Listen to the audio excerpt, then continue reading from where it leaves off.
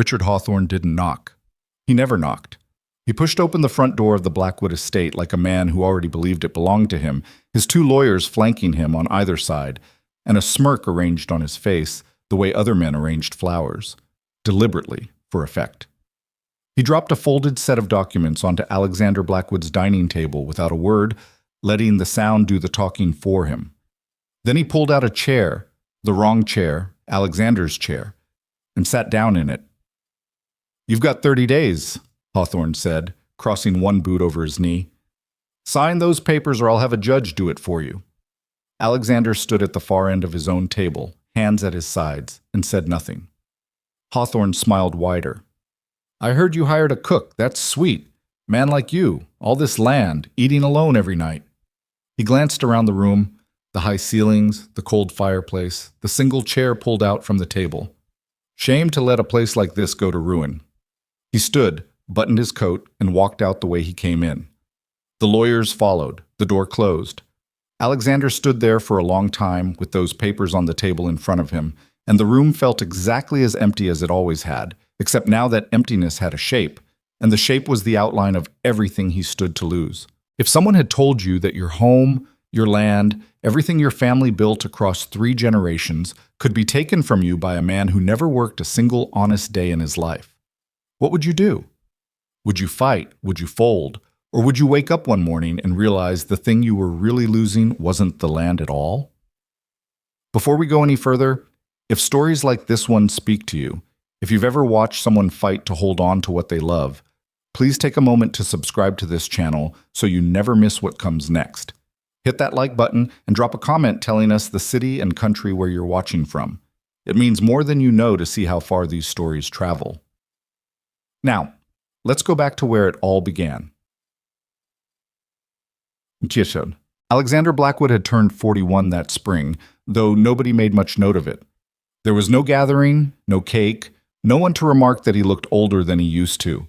He woke up the same way he had every morning for 7 years, before sunrise, in a house that was perfectly maintained and absolutely still. He dressed in the dark out of habit, not necessity, and walked downstairs to a kitchen that smelled of nothing because nothing had been cooked in it yet. He made his own coffee. He drank it standing at the window that faced the northern range. He watched the sky go from black to gray to the kind of pale blue that made the mountains look like they were painted there. Then he put his mug in the basin and went to work. And that was the whole of it. The Blackwood Ranch was not just large, it was foundational. 22,000 acres stretching from the foothills of the Rockies down into the valley, where the Sutter River ran clear and cold year-round, even in drought years. 300 head of cattle, 40 horses, 12 full-time ranch hands, and a rotating crew of seasonal workers who came back every year because Blackwood paid fair and expected real work and didn't mix the two things up. The ranch operated like a machine with good oil in it. You could feel the competence in the place, in the way the fences ran straight, in the way the cattle were moved, in the way every man on the crew knew his job without being reminded. What you couldn't feel, walking through the estate itself, was any particular sign that a human being lived there. The house was grand by any measure. 2 stories of stone and timber, built by Alexander's father in 1861 and expanded twice since. The kind of staircase that made visitors stop on the 3rd step and look up. Rooms with high windows and good woodwork and furniture that had been selected by someone with taste. But the taste had been frozen in place. Nothing had been moved in 7 years. The parlor had a vase on the mantel that hadn't held flowers since 1880. The study had 3 shelves of books, with markers still in them from the last time someone had been reading them, and the markers hadn't moved either. The dining table could seat 14 people comfortably. Alexander had never, in 7 years, eaten at it with another person. He took his meals at the kitchen table when he remembered to eat at all. The woman who had kept the house before, Mrs. Connolly, a widow from Pueblo who'd managed the domestic side of things for 6 years, had retired at the end of the previous winter with failing eyesight and a bad hip. She told Alexander plainly, the morning she left, that he needed to hire someone younger, someone with energy, because the house was starting to go gray in the way that houses did when they weren't truly lived in. Alexander thanked her for her service and paid her generously and told her he would find a replacement. Then he waited 3 months and did nothing, and the house went grayer. It was Thomas Reeve, his ranch foreman, who finally put an ad in the Durango paper. Thomas had been working for Alexander for 11 years and understood him the way a man understands weather. Not by trying to change it, but by learning to read it accurately and planning accordingly. Thomas knew that if he asked Alexander's permission to hire a housekeeper, Alexander would say yes, and then find a reason to delay the actual hiring indefinitely. So Thomas placed the ad himself, read through the 7 responses that came in, and invited the most promising candidate to come for an interview on a Tuesday when Alexander was supposed to be occupied with a fencing crew out on the South Range. Alexander came back early. He walked into his own kitchen and found a woman he had never seen before standing at his stove, apparently testing the heat of the burners with the flat of her hand while reading a list she had written on a folded piece of paper. He said, "Who are you?" She looked up. She was perhaps 35, maybe a year or two older, with brown hair pinned back practically and an expression that didn't immediately rearrange itself into apology the way some people's expressions did when they were caught off guard. She looked at him directly, the way you'd look at a person you hadn't decided yet to be afraid of. "Eliza Hartwell," she said. "Thomas Reeve told me to come at 2 o'clock. It's 2 o'clock." She glanced at the paper in her hand. "Your kitchen is well equipped, but the left rear burner runs cold. You'll want to know that." Alexander stood in the doorway for a moment. "Thomas didn't mention he was placing an ad." "No," she said. "He told me that too." Something in her tone, not rude, but not apologetic either, just accurate, stopped whatever irritation he had been preparing to deploy. He looked at her for another moment. Then he stepped inside and sat down at the kitchen table, which was the only table he ever used. "Tell me about your experience," he said. She told him plainly. She had cooked for a hotel dining room in Denver for 4 years, working under a head cook who had trained in the East. Before that, she had managed the domestic staff of a mining executive's household in Leadville. 3 other staff, a large house, formal entertaining twice monthly. That position had ended when the executive's company collapsed in the silver panic of '84, and the family relocated to Chicago. Before that, she had worked her way west from Ohio doing whatever work presented itself, which had included laundry, seasonal cooking, and one winter spent keeping books for a mercantile in Kansas, because the owner had broken both hands in a wagon accident and needed someone who could add.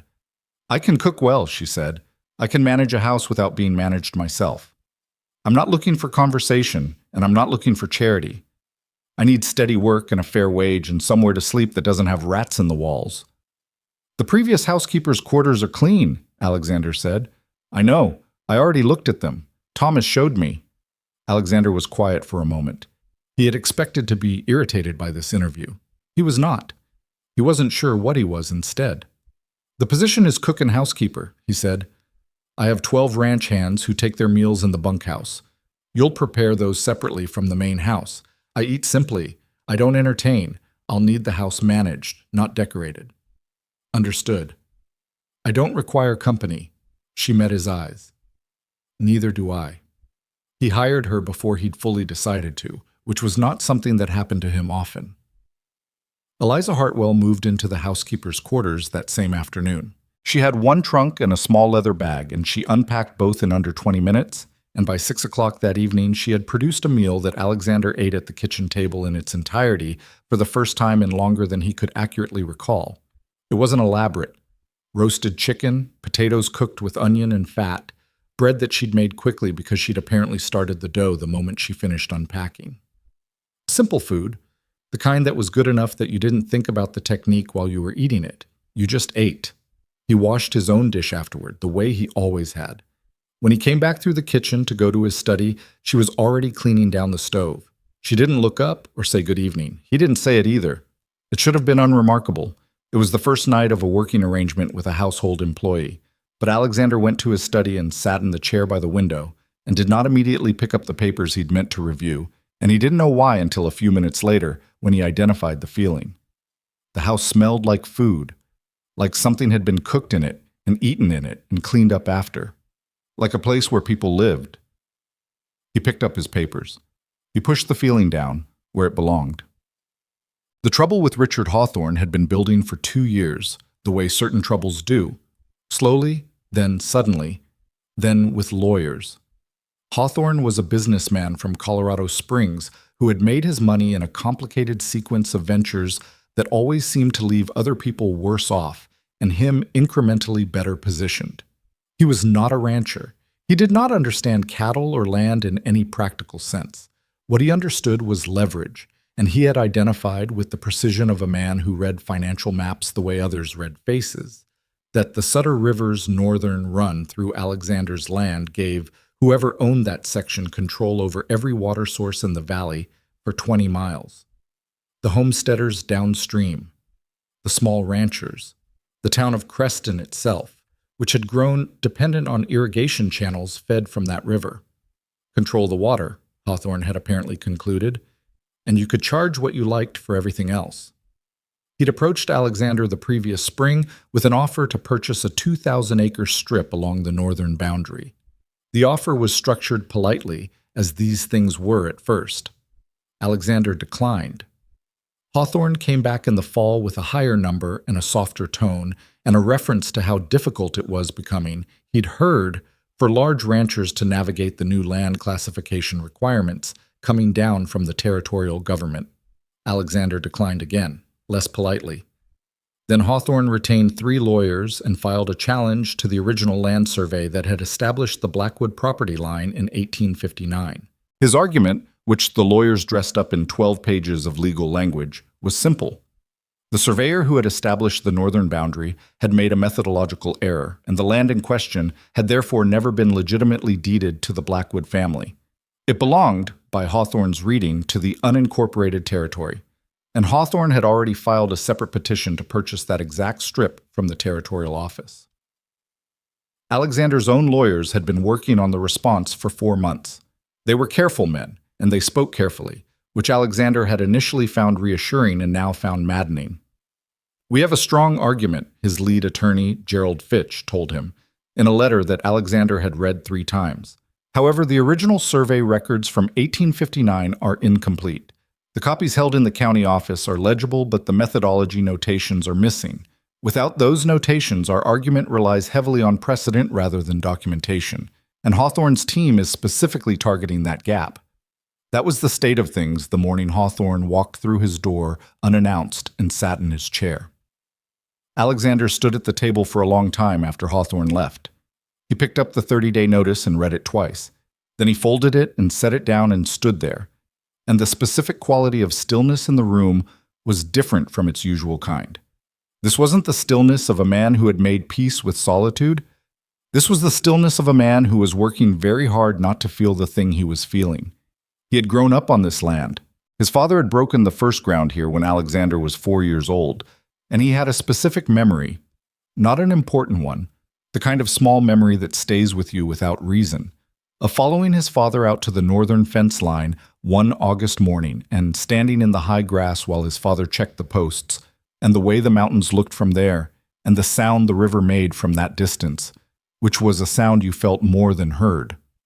His father was gone. His mother was gone. The woman he had planned to build a life on this land with was gone. And now a man who had never once set foot on this ground before last year wanted to carve a piece of it away because he had done the arithmetic on water rights and liked the answer. Alexander put the papers in his study and went out to find Thomas. Tomat. Eliza heard him come back in that evening later than usual, and she heard the way he came in. Not the normal, even-paced way, but with that particular flatness in a man's footfall that meant he was carrying something heavy and keeping it inside. She had learned to read that sound in the hotel kitchen, in the mining executive's house, in every place she'd worked where the people at the top of the structure had decided that feeling things was something they could afford to simply not do. She had his dinner on the back of the stove, keeping warm. She set it on the kitchen table without asking whether he wanted it, because she had noticed early on that he never said he wanted things directly. He just came into a room where they were, and that was the closest he got to asking. He sat down. He looked at the plate. He didn't pick up his fork. "Mr. Blackwood," she said, not because she had something planned to say, but because sitting across a kitchen from a man who looked like that and saying nothing felt like a small cruelty she didn't want to participate in. You want coffee? I have coffee. Cold coffee. He looked at his mug. He pushed it toward her. She poured it out and made fresh. She set it in front of him and went back to the counter and kept her back to him the way you did when you wanted someone to feel like they weren't being watched. He ate about half his dinner. Then, "Did Thomas speak to you today about anything unusual?" "He told me the north pasture fence needed mending before winter," she said. "And he asked if I knew how to cure pork because one of the hands brought in a hog last week, and nobody was sure what to do with it." A pause. "That's all? That's all?" She heard him exhale. Not relief, exactly. More like a man letting go of something he'd been carrying all day on the off chance that someone else was holding the other end of it. "There's a legal matter," he said, "with the northern land." She didn't turn around. "I see. It may require adjustments to how the ranch operates. For a time." He stopped. "I don't say that as a warning. I say it so you know. Thank you for telling me." Another pause. She heard him pick up his fork. She had already heard about Hawthorne, not from Alexander, but from two of the ranch hands who had discussed it in loud voices while she served supper in the bunkhouse 3 days prior, apparently under the impression that the cook wasn't paying attention. She'd heard enough to understand the general shape of it. And she had a thought, standing at that counter, that she kept to herself for now. It was a small thought, barely formed, but it stayed with her. She'd spent a lot of her life working in houses where powerful men had problems, and she had noticed, with the consistency of something observed enough times to become a principle, that those men almost always tried to solve their problems the same way they'd gotten powerful in the first place, by pushing harder, spending more, outshouting the other voice in the room. It worked until it didn't, and when it didn't, they were usually surprised. Whatever Hawthorne was doing, it wasn't primarily about money. You didn't go after survey records from 1859 because you needed money. You went after them because you wanted the particular thing the land held, and you believed that if you made the legal ground uncertain enough, the other man would decide the fight cost more than the thing was worth. It was a pressure strategy, and the answer to a pressure strategy, in her experience, was not more pressure.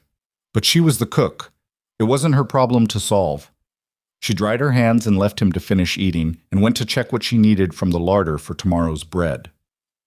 The first real conversation they had, the one that would matter later, though neither of them knew it at the time, happened 11 days after she arrived on a Sunday morning in early October.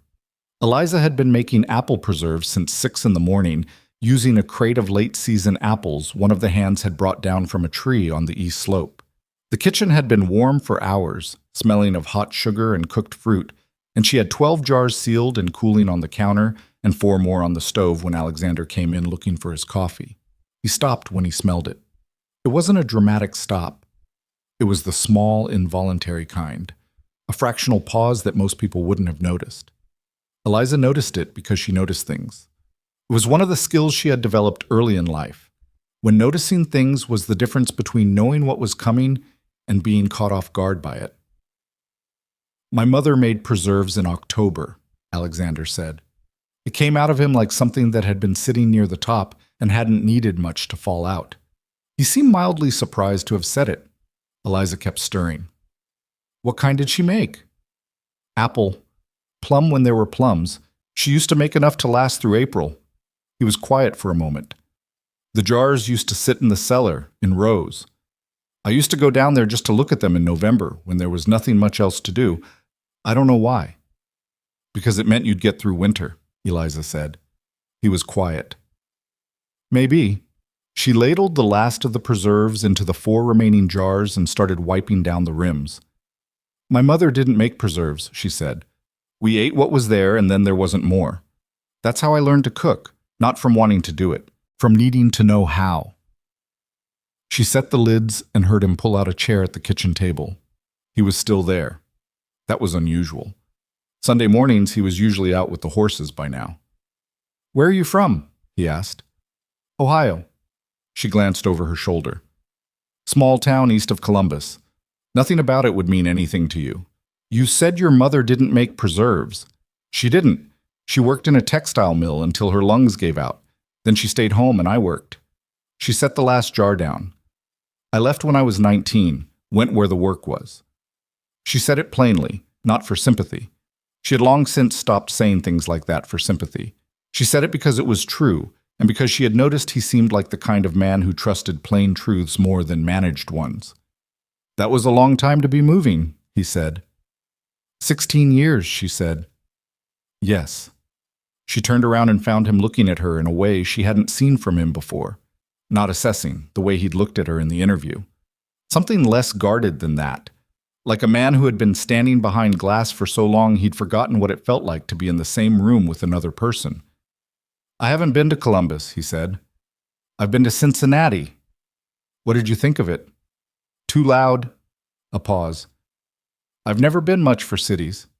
"Neither have I, it turns out," she said, "though it took me long enough to figure that out." She poured his coffee and set it in front of him and went back to cleaning up the stove, and they stayed in the kitchen for another 20 minutes, not saying much more, but in the kind of silence that was different from the silence that had been in that house for 7 years. The old silence was absence. This one was just two people who didn't need to fill every moment with noise. She didn't think about it much after. She had work to do. The garden was a different matter.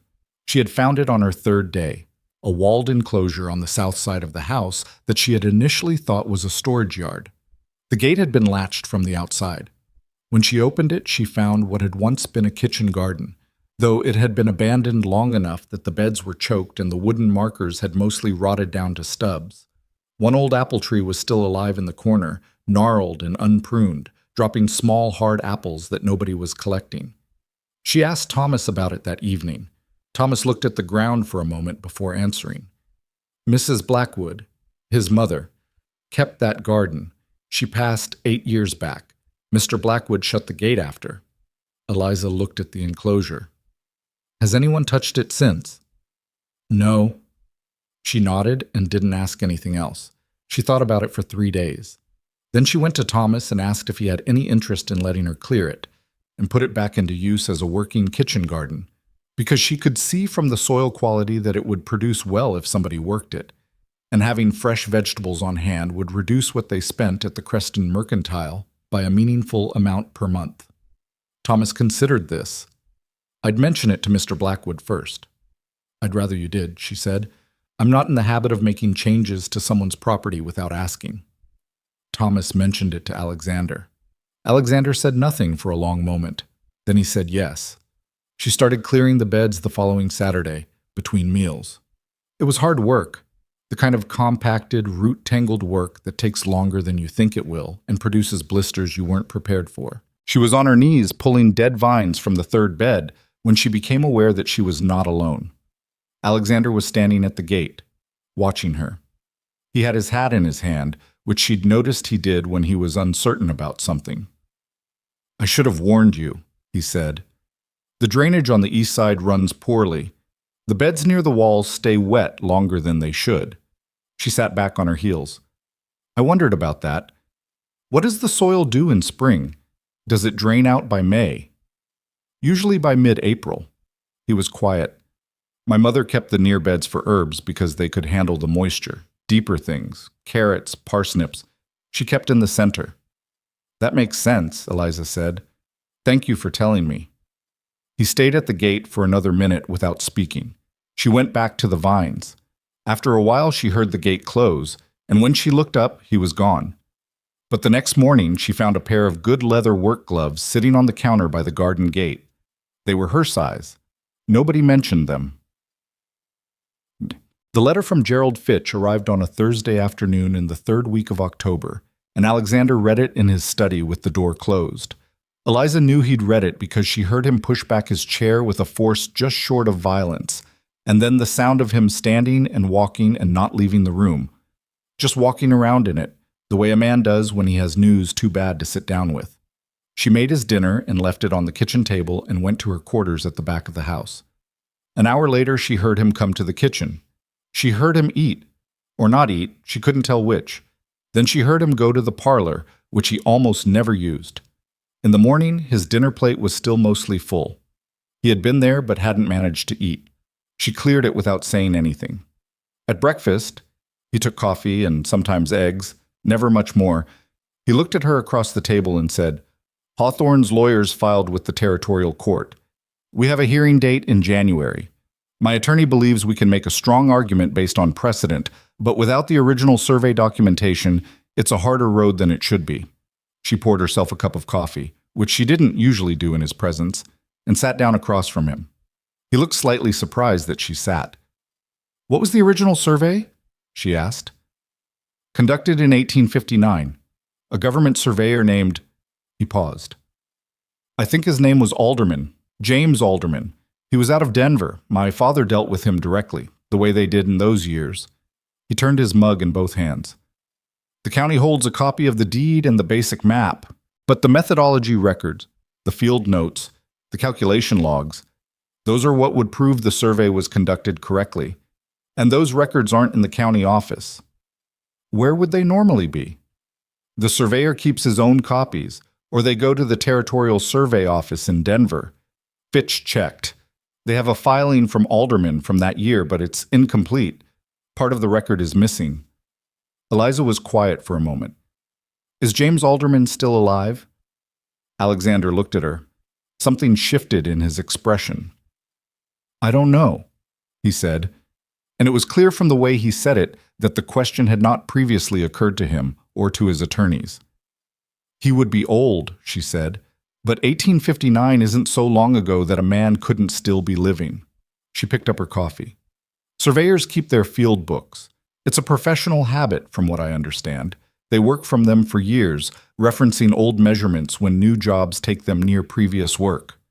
If James Alderman is alive and still has his field books from 1859, the methodology notations would be in them." Alexander was looking at her the way someone looks at a window that turned out to be a door. "That's—" He stopped. "I should write to Fitch today." "I think you should," she said. She stood up and took her coffee back to the stove. "I'll have more eggs ready in a few minutes if you want them." He didn't answer for a moment. When he did, his voice had something in it that hadn't been there before. "How did you think of that?" he asked. She considered how to answer that honestly. "I've spent most of my life in situations where I didn't have money or connections," she said, "but I usually had information. So I learned to look for the piece of information that the other side hadn't thought to look for yet. It's not strategy, it's just habit." She cracked 2 eggs into the pan. Behind her, she heard him get up from the table while, not to leave, but to go to his study. She heard the desk drawer open and the sound of him pulling out paper and ink. Outside, the morning was cold and clear, and the mountains were already dusted with the first snow of the season, and the ranch lay quiet in that particular October way that felt like the whole world was holding its breath before something changed. The eggs sizzled in the pan. She worked them carefully, the way she always did, because some things were worth doing right, even when nobody was watching, and especially when they were. The letter Alexander sent to Gerald Fitch that morning was the longest he had written to his attorney in 4 months of legal back and forth, and it said, in plain terms, that he needed to know whether James Alderman was alive, and if so, where he was, and if so, how quickly a man could get to him. Fitch wrote back in 6 days. The answer was not clean, but it was something. James Alderman was alive. He was 81 years old. He had retired from surveying in 1891 and was living, as far as Fitch's contact at the Denver Territorial Office could determine, in a small town called Mill Haven, about 40 miles southeast of Pueblo. He had a daughter there. He was reported to be in reasonable health for a man of his age, which was not the same as being in good health, but it was enough. Whether he still had his field books from 1859 was a question nobody could answer yet. Alexander read the letter twice, folded it, and went to find Thomas. Thomas was in the equipment barn doing something careful and methodical to the runners on a hay sledge that would be needed in another 6 weeks. He looked up when Alexander came in, took in whatever was on Alexander's face, and set his tools down without being asked. "I need someone to ride to Mill Haven," Alexander said. "I'd go myself, but if I leave the ranch for 3 days right now with Hawthorne's people watching the property, I don't want them thinking anything's shifting." Thomas nodded slowly. "You want someone discreet." "I want someone who can talk to an old man without making him feel like he's being interrogated, Find out what documents he has from his surveying work in 1859, and come back with a clear answer about whether those documents exist and whether he'd be willing to speak to them in a legal proceeding. Thomas thought for a moment. That's not really a ranch hand's job. No, Alexander said. It isn't. He went back to the house. He stood in the kitchen for a long moment, looking at nothing in particular. Eliza was at the table with a sheet of paper, working through what appeared to be her weekly order list for the mercantile in Creston, comparing what she had against what she needed, crossing things out, adding amounts in the margin. She didn't look up immediately, which he had come to notice was one of her habits. She gave a person time to say what they came to say without rushing them. "Would you consider going to Millhaven?" he said. She looked up then. "Not as an errand," he said. "You identified the line of inquiry. You'd know better than anyone what to ask, and you wouldn't make him feel like he was being used. Which is—" He stopped. "I'm not sure I can say the same for my attorney." Eliza set down her pencil. "When would I go?" "Monday. You'd take the stage to Pueblo and hire a buggy from there. 3 days, maybe 4. I'd have Mrs. Paulson from the Creston boarding house come up to manage the meals while you're gone." She was quiet for a moment, looking at her list. "What do you know about him? About what kind of man he is?" "Not much. He was professional. My father said he was thorough. That's all I have." "All right," she said. She picked up her pencil and made a note at the bottom of her list, and Alexander understood from the way she did it that she was already thinking ahead, already preparing, already working the problem the way she worked everything, without fanfare, without needing it acknowledged. He said, "Thank you," and meant it more plainly than he usually meant things. She nodded once and went back to her list. Yes, my... She left on Monday on the 6 o'clock stage, with a leather satchel, a letter from Alexander authorizing her to speak on his behalf, and a list of questions she had written herself, not because she needed reminders, but because she found that writing things down helped her think past the obvious and into the layer underneath. The ride to Pueblo was long and cold, and the stage was crowded with a hardware merchant, a woman traveling to visit her sister, and 2 men who spoke to each other in low voices the entire trip and smelled of tobacco and wet wool. Eliza sat by the window and watched the landscape shift and thought about what she was going to say to an 81-year-old retired surveyor who had no particular reason to help her. The thing about old professionals, in her experience, was that they responded to being taken seriously. Not flattered. Serious men could smell flattery the way dogs smelled fear. But if you came to them with a real question about their real work, and you showed them that you'd thought about the question carefully before asking it, most of them would engage. The work was usually the most meaningful thing they'd done with their lives, and being asked about it was being asked about themselves. She was also not naive about the possibility that he no longer had the field books, or that he had them, but the relevant entries were incomplete, or that he was too frail to travel for a court proceeding, or that he had reasons of his own for not wanting to get involved in a legal dispute between men he'd never met. She had kept all of those possibilities clearly in mind the whole time Alexander was explaining the situation to her, because she had found that hope was most useful when it was bounded by accurate expectations. She hired a buggy in Pueblo Tuesday morning and drove herself to Millhaven. The road was passable, but not comfortable. She arrived in the early afternoon and found the house without much difficulty. A small frame house on a side street, well kept, with a kitchen garden that had been properly put to rest for winter. Someone in this household cared about their garden. She found that encouraging in a way she couldn't have fully explained. The daughter answered the door.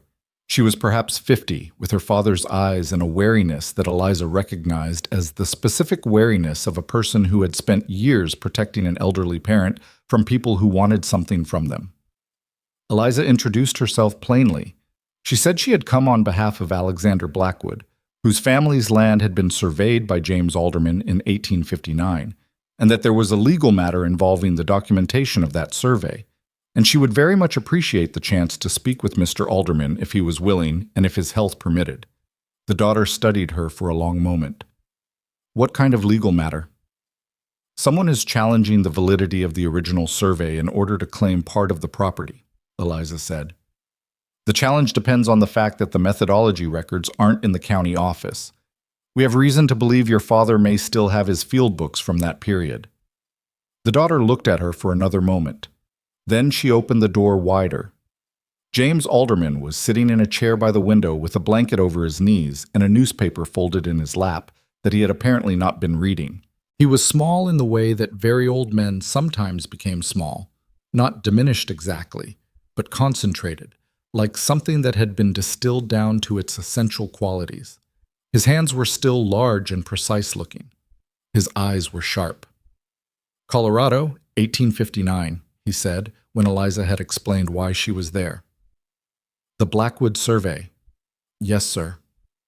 James Alderman never forgot a survey, his daughter said from the doorway, with the affection of someone who had heard that sentence before. The old man made a sound that might have been acknowledgement or might have been dismissal. "I did that survey in August, 1859. It was a hot summer." He was quiet for a moment. The northern boundary was the complicated part. There was a question about the river's path. The Sutter River changes its channel in that stretch every 10 or 15 years, moves east. I documented the channel position as of the date of the survey and noted the directional tendency in my methodology record specifically because I knew it would matter in future boundary questions. Eliza's pulse picked up. She kept her face level. "Do you still have your field books from that year?" He looked at her for a long moment.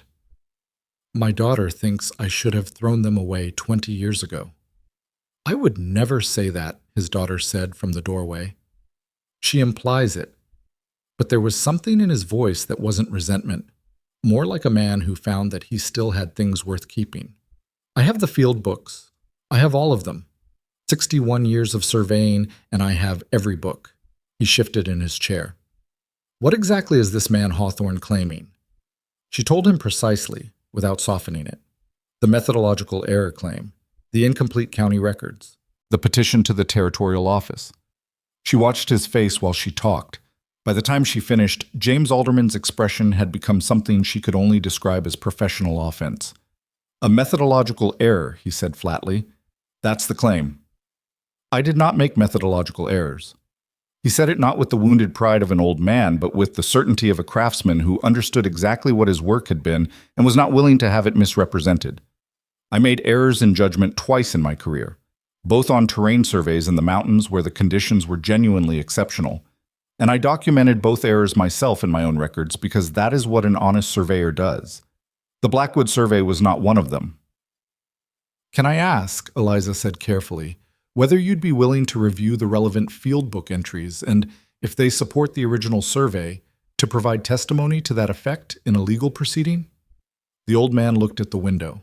Outside, the light was thin and cold, the kind of November light that doesn't argue with you. His hands rested on the blanket, still large, still careful. "Bring me the county records," he said. "What they have. I'll compare them to my own entries. If they match, I'll say so.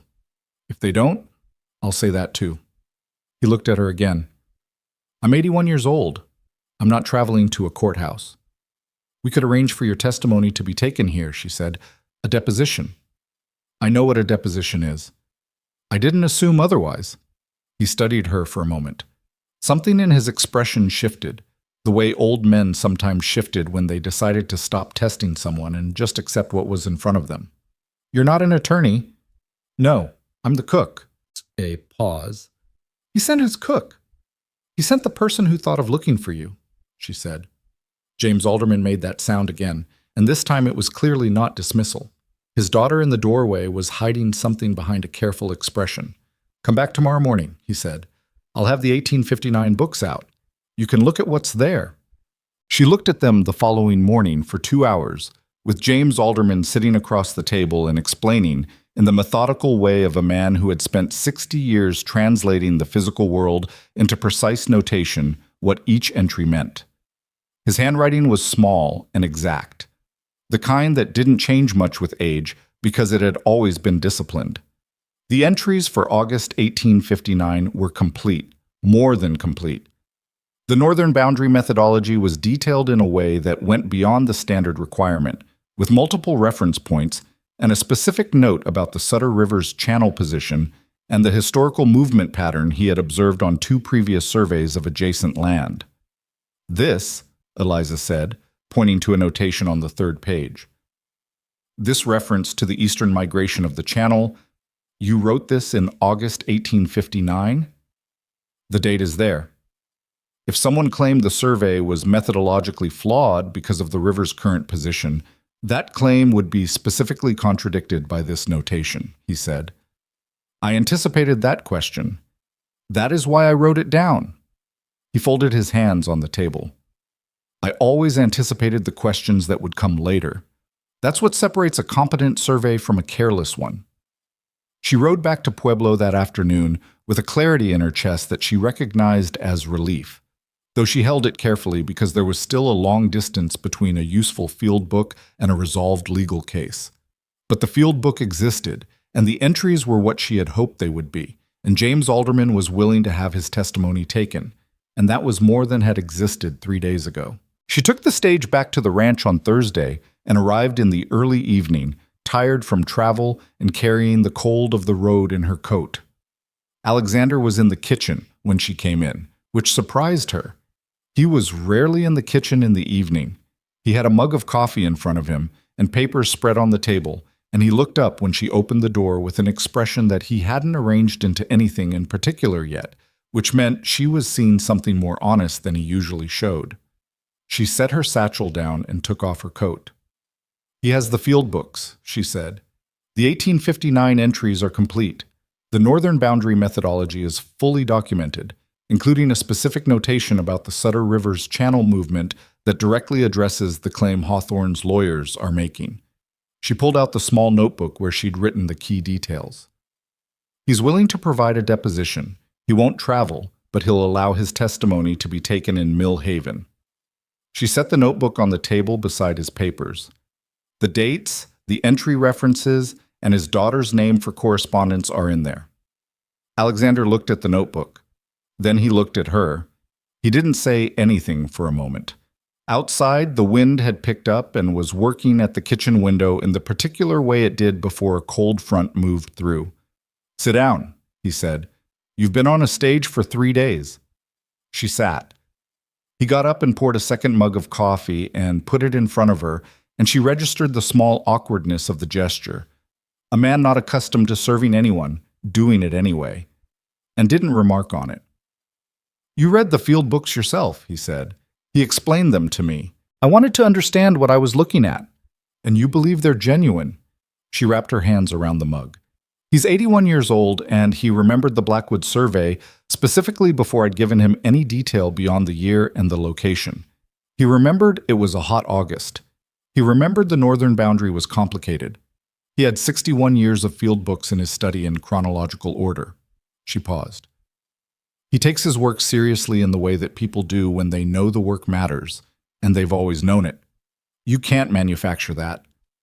Alexander looked at the notebook again.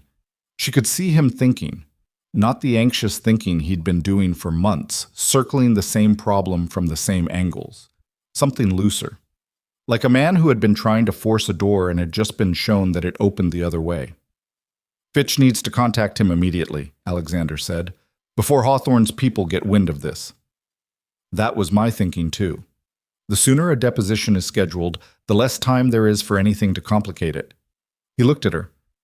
How did you know to ask about whether the surveyor was still alive? Fitch didn't think of it. I didn't think of it. She considered the question honestly. I grew up around people who had very little, she said. When you have very little, you learn to look for the thing that's already there rather than trying to acquire what isn't. Your lawyers were looking for records in institutions. I thought about the man who made the records. He was quiet for a long time. The wind moved outside. The kitchen was warm from the day's cooking, and the smell of it was still there. Bread, something roasted, coffee that had been on the stove since morning. I owe you considerably more than a housekeeper's wage, he said. Write to Mr. Alderman first, she said. Settle what you owe him. He almost smiled. Not quite. It was more like the muscles in his face remembered what a smile felt like and briefly considered it. But it was more than she had seen from him before, and she noted it the way she noted things she didn't yet have a word for. The weeks that followed were not easy weeks, but they had a shape to them that the previous months had lacked. Gerald Fitch traveled to Millhaven in late November and spent 2 days with James Alderman, and the deposition was thorough and professionally conducted, and Fitch's letter afterward was the most optimistic communication Alexander had received in the entire course of the matter. The original survey was sound. The methodology was documented. The claim of error was, in Fitch's careful language, without foundation. But Hawthorne was not a man who responded to losing ground by stepping back. He was a man who responded by shifting tactics. In the first week of December, two of Alexander's smaller neighbors, men who ran modest operations on land that abutted the southern edge of the Blackwood Ranch, received letters from a company Alexander had never heard of, offering to purchase their grazing rights for the winter season at rates high enough to be genuinely tempting. The company was a land management firm incorporated in Denver. Its principal investor, when Thomas dug into it through a contact in the city, was Richard Hawthorne. "He's buying access," Thomas told Alexander. "If he gets the grazing rights on both those properties, he can run his own cattle on that land this winter, get them established there. Then next spring, he's got an argument for a prescriptive easement across the southern section." Alexander looked at the map on his study wall. "He can't get to the northern water from the south." "Not directly, but he can create a lot of complications that cost you time and legal fees, and if the January hearing goes badly, it won't go badly." "If it goes badly," Thomas said, because Thomas was a careful man, "he'd have two fronts to press from instead of one." Alexander was at his desk. He had a letter in front of him he hadn't finished reading. He set it down and rubbed the side of his face with one hand, and Thomas recognized that gesture. It meant Alexander was thinking past his immediate reaction to something harder and cooler underneath. "Talk to both of them," Alexander said. "Carlisle and Fenwick.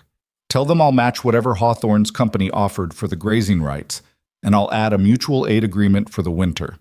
If either of them has an emergency, labor or equipment or supplies, I'll provide it at cost." He paused. "And tell them the truth about who's behind the offer they received.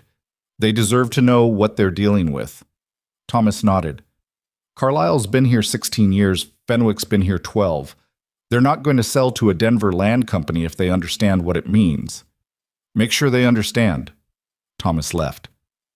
Alexander sat at his desk with the half-finished letter and looked at his study wall and thought about the way Hawthorne operated. Always at one remove, always through intermediaries, always with plausible misdirection built in, so that by the time you understood what was actually happening, the position had already shifted. He was thinking about what Eliza had said on the stage platform before she left for Millhaven. She hadn't said it as advice, more as an observation, the way she sometimes said things that were clearly for her own thinking out loud, but happened to be correct. She'd said, "He wants you fighting on the ground he chose. The moment you step onto that ground, you've already given him something." He pulled out a fresh sheet of paper and started writing to Fitch, and for the first time in a long time, the letter felt like something he was choosing to write, rather than something he was being forced to. Eliza heard about this grazing rights maneuver from Thomas, who had gotten into the habit of mentioning things to her in passing when he brought the bunkhouse meal orders in the morning. She wasn't sure when this habit had started, but she suspected it was connected to the Millhaven trip, to the fact that she had produced a result nobody else had thought to pursue. Thomas was a practical man. Practical men adjusted their assessments when the evidence required it. She thought about the maneuver while she worked. She kneaded bread and thought about it. She salted a side of the pork the hands had brought in and thought about it. She walked through the walled garden in the late afternoon, checking the beds she'd prepared for spring planting, and she stood at the apple tree in the corner, the gnarled old one that had been dropping its small, hard apples since October, and looked at its structure, and thought about root systems, and thought about Hawthorne, and the two things began to connect in a way that produced something she hadn't expected. She went to find Alexander that evening. He was in the parlor, which had become slightly less unused in recent weeks.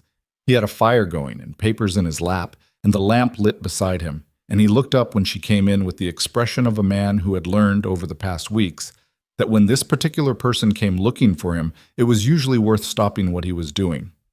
She sat in the chair across from the fire, not close to him, but not at the polite professional distance she had maintained in the first weeks. Something between those two things. "The southern neighbors," she said, "Carlisle and Fenwick. Does either of them have water issues in a dry summer?" Alexander thought about it. "Carlisle's eastern pasture runs dry in August most years. He's mentioned it. And where does he normally get water for that pasture? A pause. He draws from the irrigation channel that runs off the Sutter River's southern tributary. Alexander looked at her, which runs through the northern section of this property.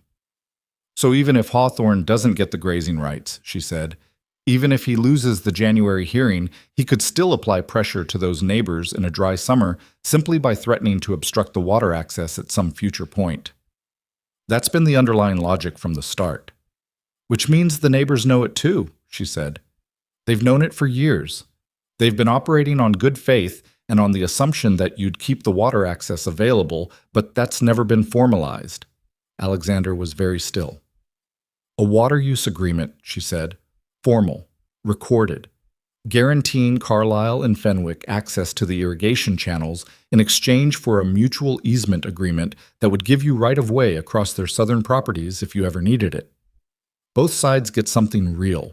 She paused, and suddenly Hawthorne's leverage on those two men evaporates, because the thing he was implicitly threatening, future water restriction, is something they'd now have legal protection against. The fire moved. Alexander looked at it for a long moment. You are describing a community of interest, he said, something that makes it harder for him to pick us off individually. He's been treating each of you as a separate problem, she said. If you're not separate, that strategy stops working. He was quiet for a long time. Outside, the wind that had been building all evening was pressing against the house steadily, and somewhere on the roof there was a loose board that rattled with it. You should have been a lawyer, he said. I didn't have that option. The sentence settled between them. He looked at her, directly, the way he rarely looked at people. And she felt the weight of the look without being undone by it. I know, he said. Quietly, with the flatness of a man saying something true that couldn't be dressed up into something more comfortable. She nodded and stood. Write to Fitch about the water agreement before you go to bed, she said. Hawthorne's people move fast when they think they have an opening. She left him by the fire and went back to the kitchen and sat down at the table with her hands in her lap for a moment before she started cleaning up for the night. There was something in her chest that wasn't quite comfortable. Not bad, but not quite comfortable either. Like a piece of furniture that had been moved slightly from where it had always been, and you hadn't yet decided whether you liked the new arrangement or just hadn't gotten used to it. She got up and started washing pots, and outside the wind kept building, and none of them knew yet what it was carrying with it. The first real snow of the season came 2 days later. Not a storm, just the kind of steady accumulating snowfall that serious mountain winters started with, as if establishing intent. 6 inches by morning, another 3 through the day. The ranch went quiet in the way ranches did under snow, the work compressing into the most essential things: feed, water, check the animals, keep the buildings from freezing. Eliza kept the kitchen running at full capacity. The bunkhouse crew needed hot food more than usual, and she extended the breakfast service by an hour and made sure there was always something warm on the back of the stove through the afternoon. She also, on her own initiative, moved a day's worth of firewood from the outdoor pile to the covered porch before the snow got deep enough to make that task unpleasant. And when Thomas saw it, he didn't comment, but she noticed him note it. Alexander came in from the morning rounds with snow on his coat and a look on his face that told her something was wrong before he said anything. The water trough in the north paddock froze overnight, he said. We've got cattle up there that haven't had water since yesterday afternoon. Can you get them moved? We're working on it, but the northern track is bad. We had a drainage issue up there in October that we haven't fully addressed, and under the snow it's icing over. He was already pulling off his coat. It's going to take most of the day. She handed him a mug of coffee, and he took it without stopping, moving toward the door with the focused, slightly grim efficiency of a man handling a real problem in real weather. She watched him go and thought about the northern section. She thought about Hawthorne, whose lawyers were sitting in warm offices in Colorado Springs building a case about a piece of land they had never stood on. She thought about Alexander, who had ridden into freezing weather before dawn to make sure his cattle had water, the way his father had done, and his father before that. There was something that needed to be understood about the difference between those two relationships to land, and she thought that by the time this was over, everyone involved would understand it whether they wanted to or not. She put more wood on the kitchen fire and started on the midday meal, and the snow kept falling, and somewhere to the north, Alexander Blackwood was doing the work that had always been done on this land, the unglamorous essential work that didn't appear in any legal filing but was the actual substance of what ownership meant. The water agreements with Carlisle and Fenwick were signed in the second week of December, 12 days before Christmas, in Alexander's study with Thomas as witness, and Gerald Fitch present by way of a notarized copy sent up from Colorado Springs. Both neighbors had accepted the terms without significant negotiation. Carlisle had shaken Alexander's hand with both of his, the way men did when they meant something more than what words covered, and Fenwick had said simply that he wished they'd done it 10 years earlier. Neither man mentioned Hawthorne directly. They didn't need to. Fitch had also, in the same visit, walked Alexander through the structure of the January hearing and what to expect. The deposition from James Alderman had been filed. The field book entries had been certified. The argument was as strong as it was going to get, and Fitch was cautiously confident, which in attorney language meant he believed they would win, but wanted Alexander to understand that courts were not arithmetic. The judge assigned to the case is Warren Halsey, Fitch said, sitting in the chair across from Alexander's desk. He's been on the territorial bench for 9 years. He's thorough, and he's not particularly impressed by money, which works in our favor. Hawthorne's team was hoping for Patterson, who is more susceptible to certain influences. What kind of influences? Fitch chose his words with the care of a man who had learned that precision was its own protection. Patterson has made a number of decisions over the years that align favorably with parties who had significant financial resources and the willingness to deploy them in creative ways. Halsey has not. Alexander absorbed this. So Hawthorne is not going to be able to buy this outcome. I don't believe so. No. It should have been straightforwardly good news. And it was. Alexander recognized it as good news. But something in him remained unsettled in a way that had less to do with the legal case and more to do with the understanding, accumulating slowly over weeks, that Hawthorne had been prepared to corrupt a judge. That the machinery of law that was supposed to protect what his father had built was not, by itself, a reliable protection. That without the field books, without James Alderman, without a specific elderly man's professional pride and 61 years of meticulous record-keeping, the outcome might have gone differently regardless of what was true. He thought about that after Fitch left. He thought about how close it had been, and about who had seen the angle nobody else had seen, and about the leather work gloves he had left on the counter by the garden gate in October without saying anything about them. The real storm came on the 14th of December, and it came with the kind of intent that experienced mountain ranchers recognized immediately and green ones always underestimated. It started as wind in the late afternoon, not dramatic wind, but the sustained pulling kind that found every gap in every structure and worked at it steadily. By evening, the temperature had dropped 15 degrees and the sky had gone the particular flat gray that meant serious snow was coming and was already close. Alexander came in from the evening check of the north pasture and told Thomas to make sure all the crew knew they were doing a full head count at first light regardless of conditions, because the forecast, such as it was, from the barometer and the sky, and 30 years of reading both, suggested they could be looking at 2 feet by morning. Thomas had been ranching in Colorado long enough to move without being told twice. He had the bunkhouse stocked with extra fuel and food, and he went around to each of the outbuildings personally before dark, checking latches and making sure the animals in the near barn had enough water in the tanks to last through a full day of frozen pipes. Eliza was in the kitchen preparing for it in her own way. Extra bread in the oven, a large pot of stew on the back of the stove that would hold for 2 days if needed, all the water pitchers and reserve containers filled and set in the warmest corner of the kitchen, away from the outer walls. She had been through a hard winter in Leadville and 2 difficult ones in Denver, and she understood what a storm of this kind required on the domestic side. You prepared before you needed to, because by the time you needed to, it was too late to prepare. By 9 o'clock, the snow was coming in earnest, and the wind had become the kind that made sound, a low, constant note against the eaves that you stopped hearing after a while the way you stopped hearing a clock, and then you noticed its absence if it ever stopped. Alexander sat at his desk for an hour trying to work and found he couldn't concentrate. He went to the kitchen. Eliza was sitting at the table with a cup of tea and a book open in front of her, and she looked up when he came in with the expression of someone who had been waiting for the knock that told her the situation had changed, but not with anxiety, with readiness. Thomas counted the north herd at dusk, Alexander said. I've got 3 steers that weren't at the pasture fence when he came through. Could have gone into the lee of the ridge on their own.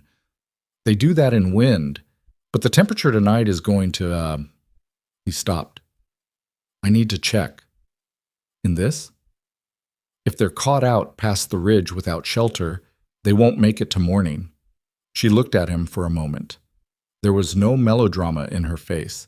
She was assessing, the way she always assessed things, with the accuracy of a person who didn't have the luxury of softening reality. How far is the ridge? 2 miles, maybe a little past. You can't go alone in this. Thomas needs to stay with the bunkhouse. If something goes wrong with the heating system overnight and I'm not back, then take one of the hands. The young ones don't know the northern range in the dark, and the older ones, Hector's knee has been bad all week. He paused. I've ridden that range and worse. She stood up and closed her book. I'll come with you. He looked at her the way you looked at someone when you were preparing a reasonable objection, and then found, in the moment of actually looking at them, that the objection felt inadequate. You're the cook. I know the North Range well enough, she said. I've been walking it since October, and 2 people is safer than 1 in snow you can't see through for reasons that don't require explanation. She was already moving toward the hooks where her heavy coat hung. I'll take the medical bag from the supply closet. If an animal is down, you may need hands. He stood in the kitchen doorway and watched her pull on her coat and her boots with the practical efficiency of someone who had already made the decision and was past the point of discussing it. He recognized the feeling, he'd had it himself enough times, of being in the presence of someone who moved from decision to action without the intermediate step of needing validation. The gray mare is the steadiest in wind, he said. Take her. They rode out into the storm at 9:30, and the storm received them the way storms always did. Indifferently, without accommodation. The snow was already several inches deep on the track, and the wind drove it sideways so that it was difficult to tell, in the darkness, what was ground and what was the air in front of you. Alexander rode ahead on his black gelding, setting the pace and finding the track by memory and feel, and Eliza followed on the gray mare, keeping close enough that she could see him through the worst gusts. She was cold within the first quarter mile. Not dangerously cold. She had dressed correctly, with 2 wool layers under her coat and her heaviest boots, but the kind of cold that settled in and informed you of its intention to stay. The mare was sure-footed and calm, which was exactly what you needed in conditions that were specifically designed to make horses nervous. They didn't talk. There was no point in talking. The wind took sound and redistributed it in ways that made communication unreliable. They communicated instead the way people communicate in difficult physical situations, through small adjustments and signals and the shared understanding of what the next immediate task was. Alexander found the 3 steers in the shelter of the ridge, which was the best possible outcome and the one he had been working toward in his head for the past hour. 2 of them were standing. The third, a large roan that had always been difficult, was down on its side in the snow and had been there long enough that there was an inch of accumulation on its flank. Alexander was off his horse before she'd fully stopped, moving toward the downed animal with the speed of someone who understood the narrow window they were working inside. Eliza tied the mare to a stunted pine and went after him, pulling the medical bag from the saddlebag. The steer was not dead. Its breathing was labored, and its eyes were open but not responsive in the way you wanted. Exposure and cold, possibly some injury from a fall. Alexander was talking to it in a low, steady voice, the kind of voice you used with large, frightened animals, and running his hands down its legs, checking for breaks. Left front, he said. It's taken a knock. Not broken, but badly bruised. It can't get up on its own. What do you need? We need to get it on its feet. Once it's standing, it'll warm up if we can get it moving. He looked at the 2 standing steers who were watching with the blank bovine interest of animals who had decided the situation was not immediately dangerous. I can get it to standing if you keep its head up while I work the back legs. It's going to fight us. It did fight them. It took 20 minutes of cold, hard, unglamorous work, Eliza holding the animal's massive head up and talking to it in a tone she normally reserved for bread dough that wasn't cooperating, Alexander leveraging its back end upright with a combination of physical force and the specific knowledge of animal bodies that came from 40 years of handling them, before the roan was on all 4 feet, shaking and unhappy but standing. Eliza's arms were shaking when it was over. She didn't say so. She stepped back and let Alexander handle the animal while her body reminded her of various things she had asked it to do in the past 20 minutes, and she breathed through it and waited for the shaking to pass. "Good," Alexander said. He wasn't talking to her. He was talking to the steer, but the word had the quality of something meant for the air in general, for whatever had just gotten done. They moved the 3 animals down from the ridge and back toward the near paddock, walking them slowly through the storm, Alexander on foot leading the roan and Eliza on the mare flanking the other 2. It took another 40 minutes. By the time they had the animals secured and the paddock gate latched, the wind had climbed another register, and the snow was coming with the kind of density that reduced the visible world to a small pale circle around whatever light you were carrying. Alexander brought the horses into the barn. He worked quickly, unsaddling, rubbing them down, checking their legs and hooves, filling their water. Eliza helped because she was there, and because standing still in that temperature was not a viable option. She had never unsaddled a horse. She could ride adequately, but had not grown up with them. And she fumbled the cinch buckle twice in her cold hands before she got it. "Other side," Alexander said from the next stall. Not impatient, just precise. She got the saddle off and found a brush, and did what she'd seen him do, and the gray mare turned her head and looked at Eliza in the mildly judgmental way horses had. And Eliza told her quietly that they had both just done something difficult and deserved some credit. She heard Alexander make a sound in the next stall. It took her a moment to identify it. It was a laugh. Small, surprised, the kind that got out before a person had decided to let it. She didn't comment on it, but she felt it settle somewhere in her chest in a way she didn't immediately examine. They came out of the barn into a storm that had intensified while they were inside, and the walk from the barn to the house, 60 yards, was the most physically uncomfortable 60 yards Eliza had covered in years. The wind was working hard and the snow had no interest in directional consistency. She kept her head down and followed Alexander's shape through the white and got through the kitchen door 2 steps behind him. The kitchen was warm. The stove was still going, the way she'd left it, and the smell of the stew from the back burner was the most specific and immediate comfort she could have asked for in that moment. She stood just inside the door for a few seconds, letting the warmth press against her face and hands, and she heard Alexander do the same thing behind her before he moved to pull off his coat. Her hands were not cooperating well with buttons. She worked at them without saying anything, and had gotten the top 2 when she became aware that Alexander was standing beside her, and that he had, without asking, begun to help with the 3rd button. She went very still. He seemed to become aware of what he was doing at the same moment she did, and he stepped back. Neither of them said anything for a moment. "Sorry," he said. The word came out stiffly, not because he didn't mean it, but because he was not a man who apologized easily, and the reflex was unpracticed. "It's all right," she said. She finished the buttons herself. She hung her coat on the hook and went to the stove and stirred the stew and put the kettle on, and the ordinary actions of those 30 seconds gave the air in the room time to settle back into something that felt less exposed. He sat at the kitchen table. She set a bowl in front of him and one across from him and sat down, because her legs were telling her they had earned the right to rest and she wasn't going to argue with them. She ate without tasting much because hunger at that level was about fuel rather than pleasure, and she suspected he was doing the same. Halfway through the bowl, he said, "My father used to say that the test of a ranch hand wasn't how he worked in summer." She looked up. "It's easy to work well when the weather cooperates," he said. "You find out what a person is made of when the conditions are against you."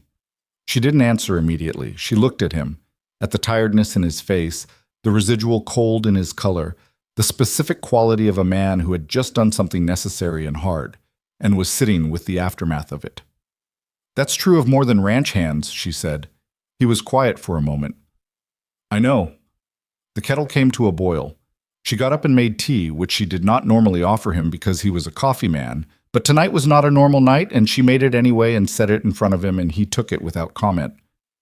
"I owe you an apology," he said when she sat back down. She waited. Not for tonight, for... He turned the mug in his hands. When you arrived, I told you clearly that I needed someone to manage the household, not someone to enter my private world. That was the correct professional boundary. He paused. But I said it the way people say things when they're afraid of what they're actually saying. She looked at the table. I was afraid, he said, of allowing anyone to matter. I have been, for a long time. He said it plainly, with the particular courage of a man who didn't have practice with plain speech about his own interior and was doing it anyway. I'm aware that is not your problem to manage. No, she said, it isn't. He looked up at that.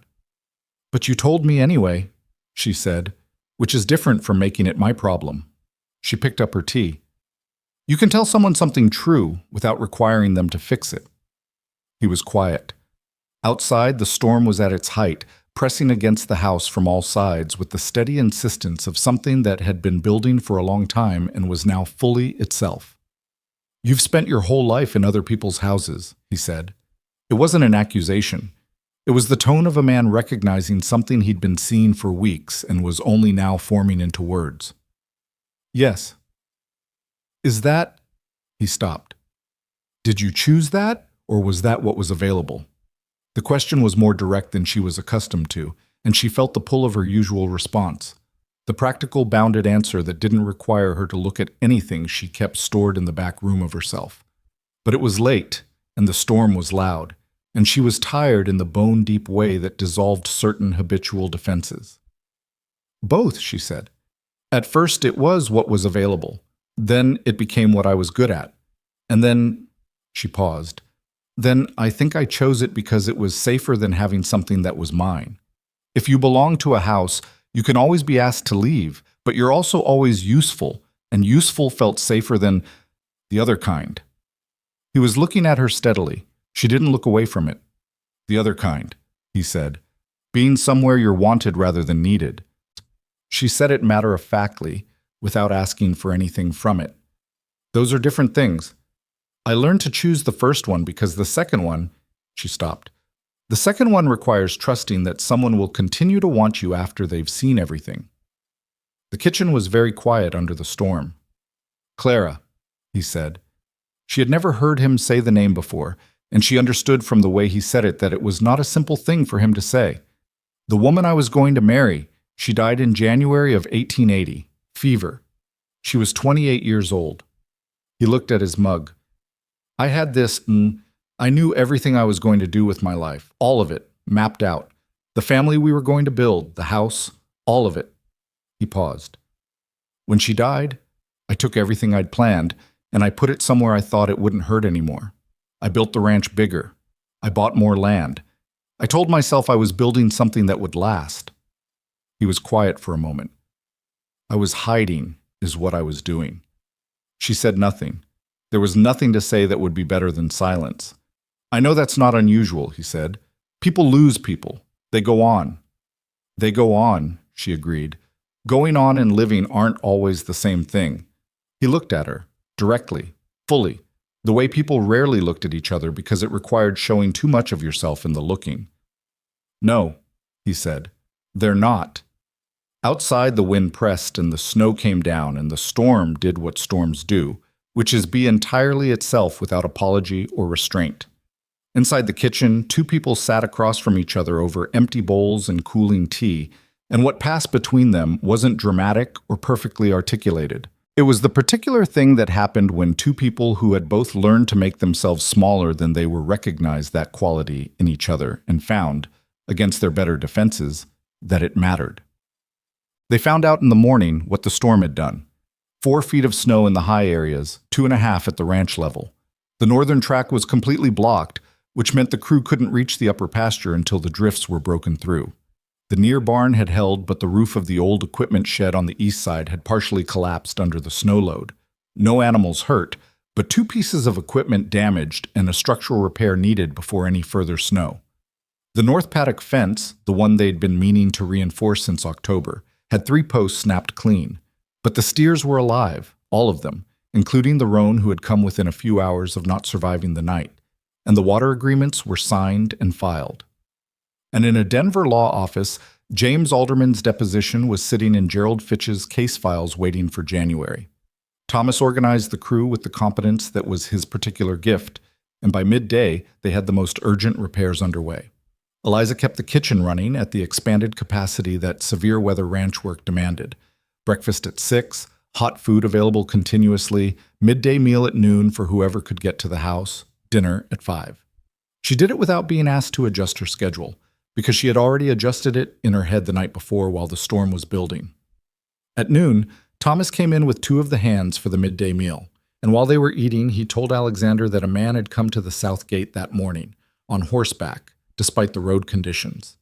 He had been politely turned away because nobody could get to the gate easily in that much snow, but he had left a letter. Thomas put it on the table. Alexander opened it. He read it twice. His face did something controlled and quiet that Eliza had learned to read as the expression he used when the information was bad, and he was keeping himself level about it. He passed it to Thomas without speaking. Thomas read it. Son of a... He stopped himself and glanced at Eliza. Pardon? What does it say? She asked. Thomas set it on the table. Hawthorne has filed an emergency motion with the territorial court to have the January hearing moved to a closed review rather than an open proceeding.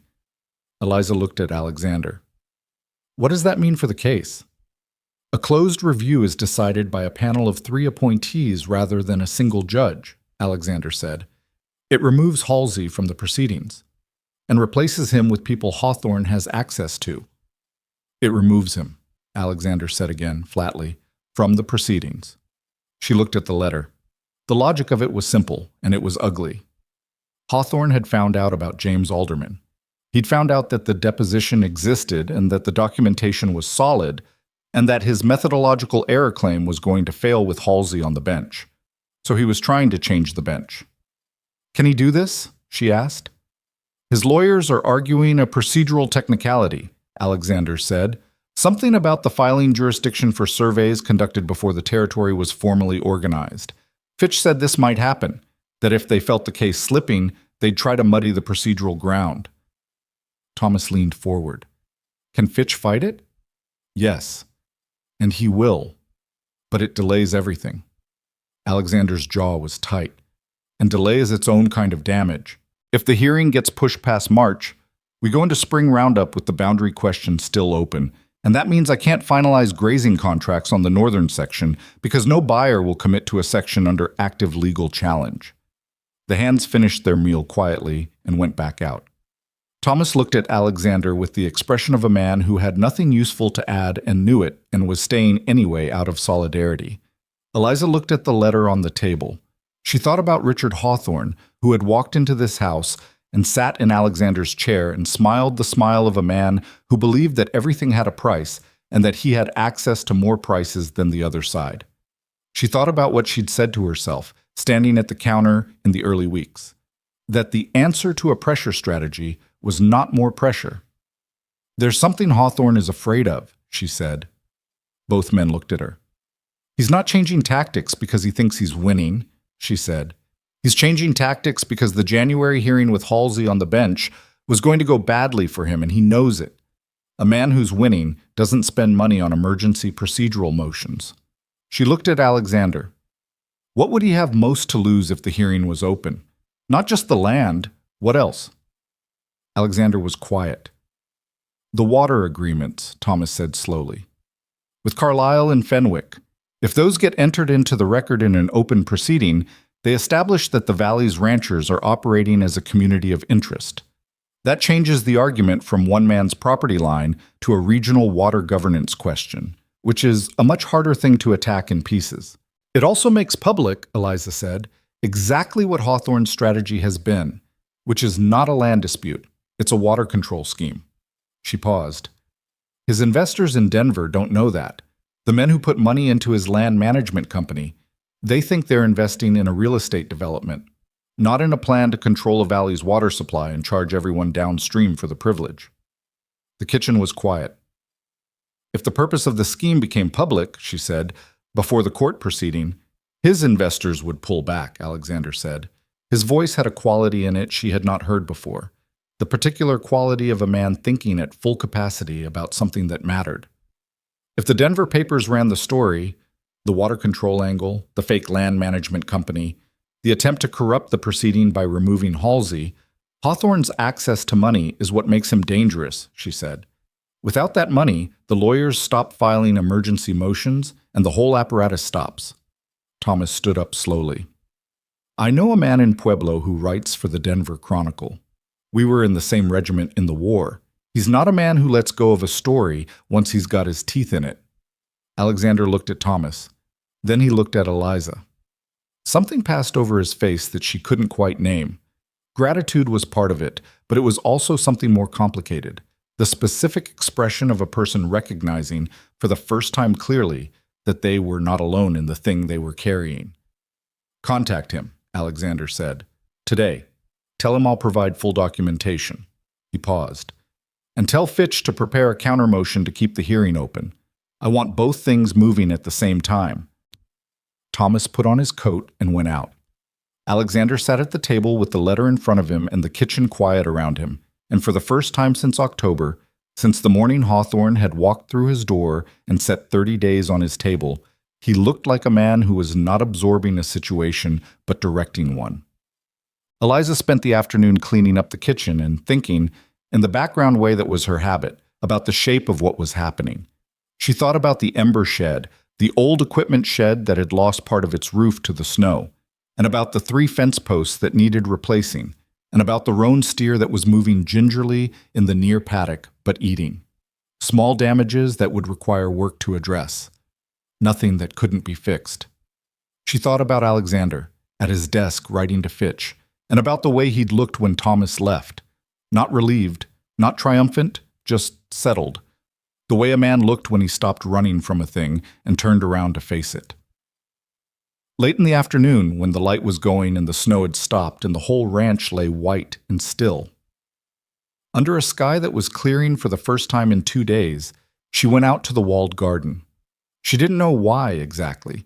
She just found herself there, unlatching the gate in her heavy coat and boots, standing in the snow-covered space where she had spent so many October and November hours clearing and preparing and thinking.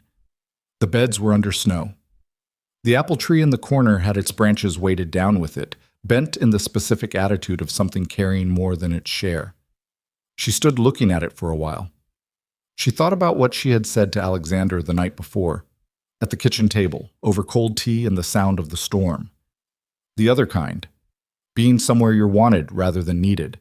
She hadn't meant to say that much. She rarely said that much. She had a habit, cultivated over 35 years in multiple houses and a long series of fresh starts, of keeping herself at a calibrated distance from the things she wanted, close enough to do the work, far enough to leave when leaving became necessary.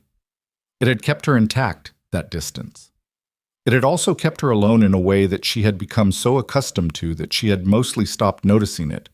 She was noticing it now. She reached out and brushed the snow off one of the lower branches of the apple tree, and the branch lifted, relieved of its weight, and sprang back to its natural position. She stood looking at it. From the house, distantly, she heard the kitchen door open and close.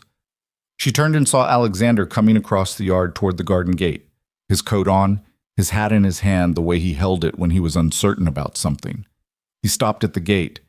He looked at her standing in the snow among the dormant beds, and she looked at him standing at the gate, and neither of them said anything for a moment.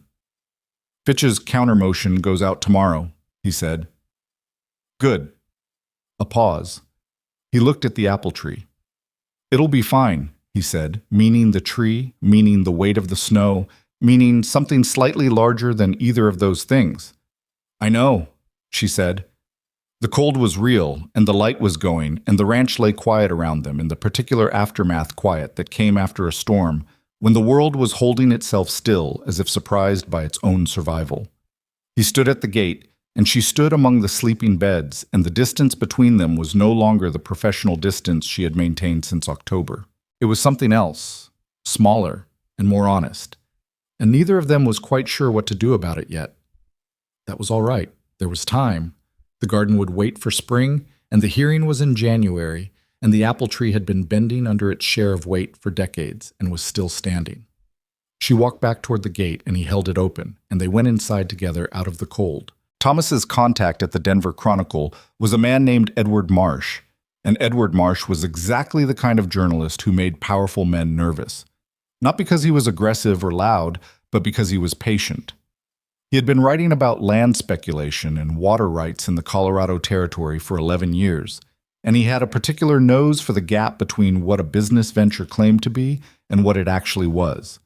When Thomas's letter reached him on a Thursday, he wrote back by Saturday. He wanted to come to the ranch. He wanted the documents. He wanted to talk to Alexander directly. He arrived on the 20th of December, 2 days before Christmas, on a rented horse from Creston because the stage didn't run the full distance in winter conditions. He was a thin man in his mid-40s with ink stains on his right hand that didn't fully come out even when he washed, and he had the quality of someone who listened more than he talked, which Alexander found he respected immediately. They sat in the study for 2 hours. Alexander laid out everything: the original approach from Hawthorne, the legal challenge to the survey, the discovery of James Alderman, the grazing rights maneuver, the water agreements with Carlisle and Fenwick, and finally the emergency motion to remove Halsey from the January proceedings. He spoke plainly and in sequence, and without embellishment, the way he would have described a problem with the herd to Thomas. Here's what happened. Here's what it means. Here's what I believe the intent was. Marsh took notes. He asked questions that were specific and sometimes pointed, and he listened to the answers with the focused attention of someone storing information in a structure rather than just accumulating it. When Alexander had finished, Marsh looked at his notes for a long moment. "The land management company," he said. "Hawthorne's Denver company. Do you have documentation of his principal investor status?" "Thomas has a contact in Denver who confirmed it. I have a written statement from that contact and the company registration documents, which are public record." "I'll need copies of everything: the alderman deposition, the water agreements, the company registration, the emergency motion filing." Marsh tapped his pencil against his notebook. "What I want to write is not a story about a boundary dispute. What I want to write is a story about what happens when a man with access to enough money decides that the legal system is a tool he can adjust to his preference." Alexander looked at him. "Will that story run before the January hearing?" "The 15th, Marsh said. "I can have it in print by the 15th. The hearing is the 18th. "Yes." "Then the 15th. He paused. "I want to talk to your neighbors, Carlisle and Fenwick, and I'd like to speak with whoever it was who identified the alderman angle. That's the part of this story that doesn't fit the usual pattern." Alexander was quiet for a moment. "That was my housekeeper." Marsh looked up from his notes. "Your housekeeper identified the legal strategy." "She asked a question that nobody else had thought to ask," Alexander said. "Whether the original surveyor was still alive. The rest followed from that." Marsh wrote something down. "Will she speak to me?" Alexander considered it. "I'll ask her." Eliza said yes, though with conditions she stated plainly to Marsh when he came to the kitchen that evening. She would speak to him about the alderman question and about the general nature of the water rights situation. She would not have her name in the newspaper because she was a private person, and her employment at the ranch was her own business, and she had no interest in becoming a figure in a public story. Marsh accepted this without argument, which confirmed Eliza's initial assessment of him as a man who understood the difference between the information and the source. He asked her, sitting at the kitchen table with his notebook open, how she had come to the conclusion about the surveyor. She told him what she had told Alexander, that she had looked for the person rather than the institution, because in her experience, institutions lost things, but people kept them. She said it simply, without making it into a philosophy. Marsh wrote it down. Then he looked up and said, "You understand you've likely changed the outcome of this case." She was at the stove. "I asked a question," she said. "Other people did the work." "The question was the work," he said. She didn't answer that. She poured him coffee, and he thanked her, and she went back to what she'd been doing, and after a moment he closed his notebook, and she understood that the interview was over and that he'd gotten what he'd come for. He left the following morning with a full set of copied documents in his saddlebag and a handshake from Alexander that held slightly longer than the standard kind. Christmas came and went in the way that Christmas did at a working ranch, which was to say, the essential work happened, the seasonal acknowledgement happened, and the two things existed side by side without much ceremony. Eliza made a proper meal for Christmas Day: a roasted goose, potatoes, a dried fruit pudding that required more time than she usually had to spare, but that she had started preparing 5 days earlier, specifically because she wanted to do it right. She set the dining room table, which she had not set since her arrival, with the good dishes that had been stored in the cabinet for 7 years. Alexander came to the dining room doorway and stopped. He looked at the table, the plates, the candles she had lit, the 2 chairs she had pulled out, and she watched something move across his face that he didn't have time to arrange before she saw it. It wasn't grief exactly. It was something more like recognition, like a man seeing a room he remembered from a long time ago. "I thought you might want to eat in here," she said. "Just tonight." He looked at the table for another moment. "Yes," he said. "All right." They ate at the long table that could seat 14 at one end of it, across from each other with the candles between them. They talked about things that had nothing to do with Hawthorne or the legal case or the ranch's operations. She told him about the worst Christmas she had ever had, which was in a boarding house in Topeka in 1876 with no money and a landlady who had locked the kitchen. He told her about the Christmas after his mother died, when he had made dinner himself for the first time in his life, and the results had been genuinely bad. They both ate the goose, which was not bad at all, and she accepted the glass of wine he poured without making anything of it. It was not a romantic occasion in any formal sense, but there was an ease in it that hadn't been there in October, and they both felt it, and neither of them made the mistake of trying to name it or press it into a shape. When it was over and the dishes were cleared and the candles were burning low, he said, "Thank you for this." She folded the cloth she'd been using to carry dishes. "I'll leave the table set," she said, "in case you want to use it again." He was quiet. "Yes," he said, "leave it set." The Denver Chronicle story ran on January 15th, as Edward Marsh had promised. Thomas brought the paper up from Creston on horseback, arriving at the ranch before noon with 2 copies folded under his arm and an expression on his face that Alexander had never seen before, which was the expression of a man who was trying not to show how satisfying something was and was not entirely succeeding. The headline read, "Water Scheme Behind Territorial Land Dispute.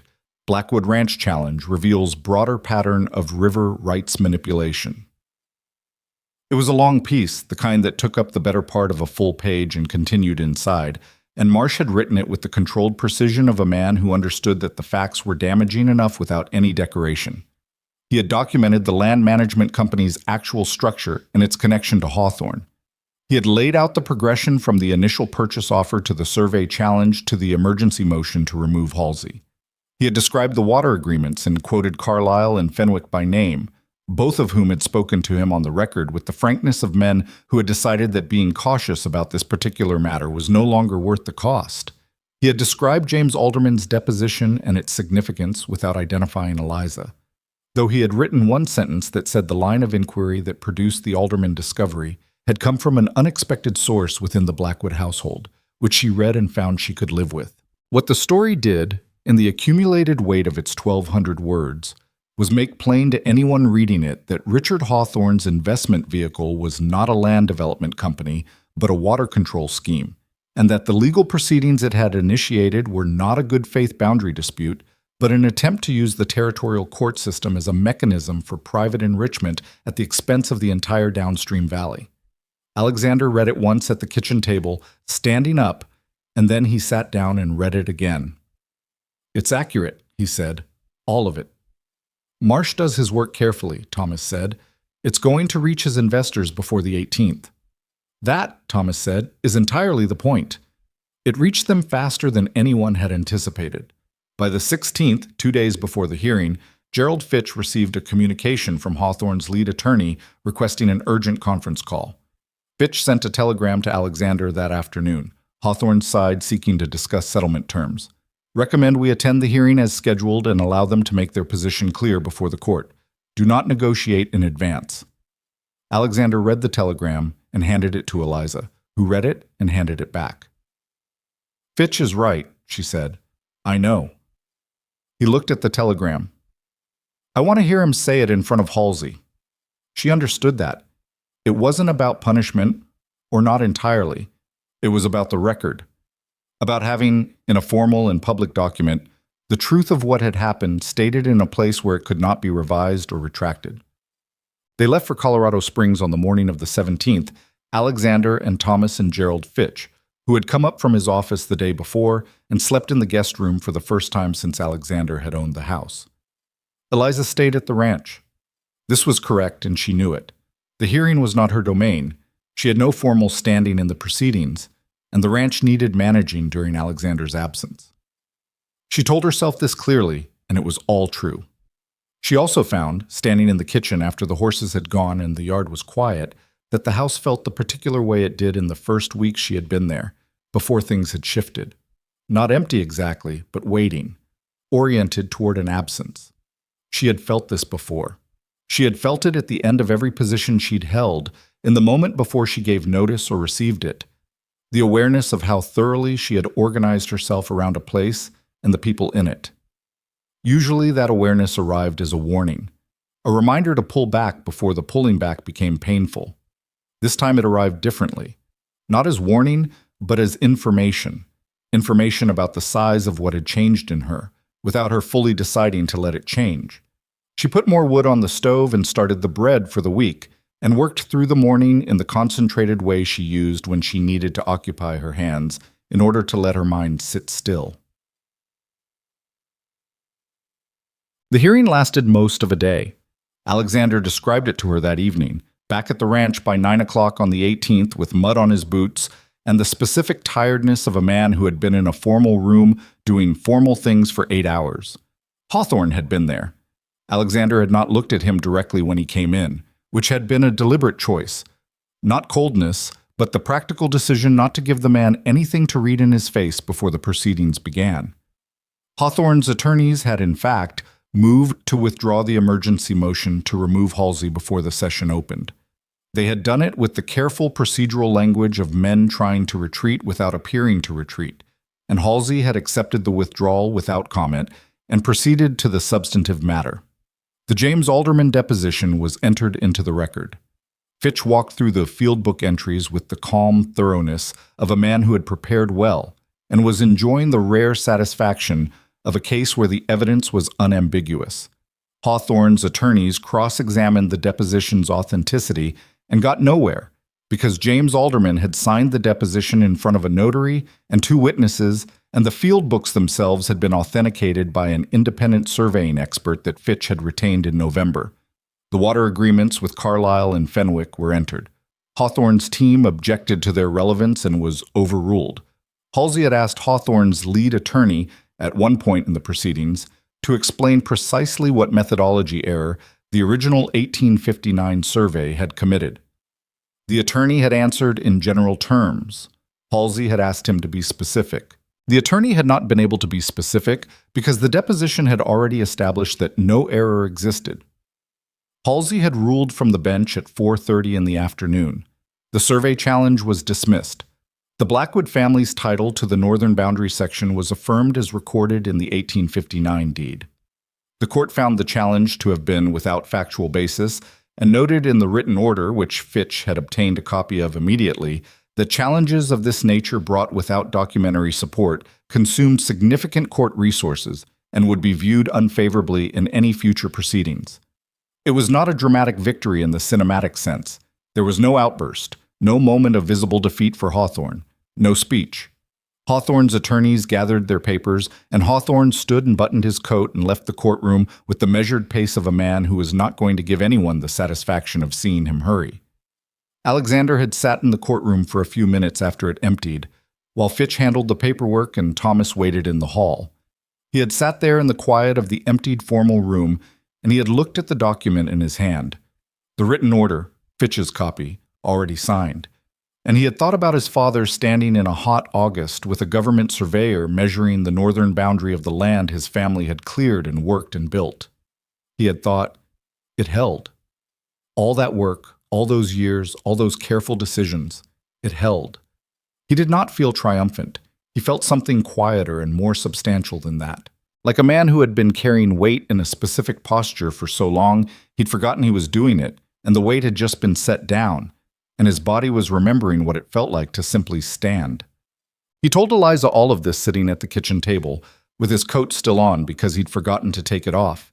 And she listened the way she listened, fully, without interruption, without performing a response. When he finished, she got up and heated the dinner she'd kept on the back of the stove and set it in front of him. "Eat," she said. He ate. She sat across from him with tea, and after a while he looked up and said, "Fitch wants to file a countersuit for the legal costs. Will you?" He thought about it. "I haven't decided. It feels like continuing something I'd rather have done with."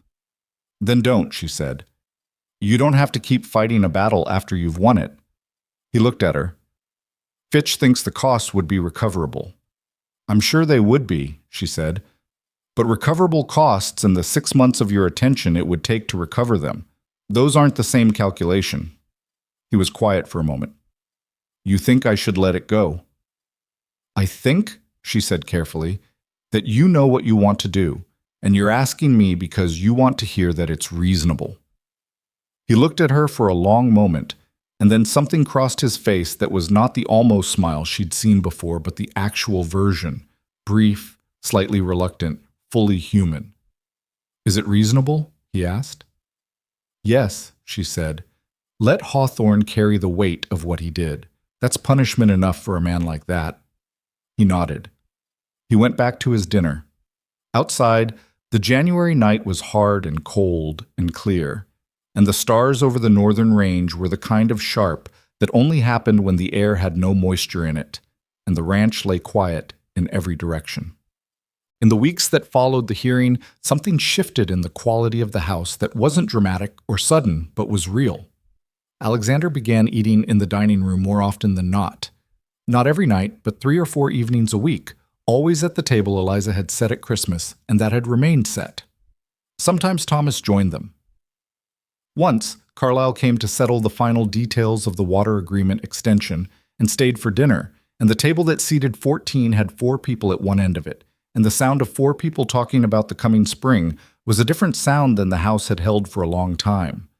Eliza noticed these things the way she noticed most things, accurately and without immediately deciding what they meant.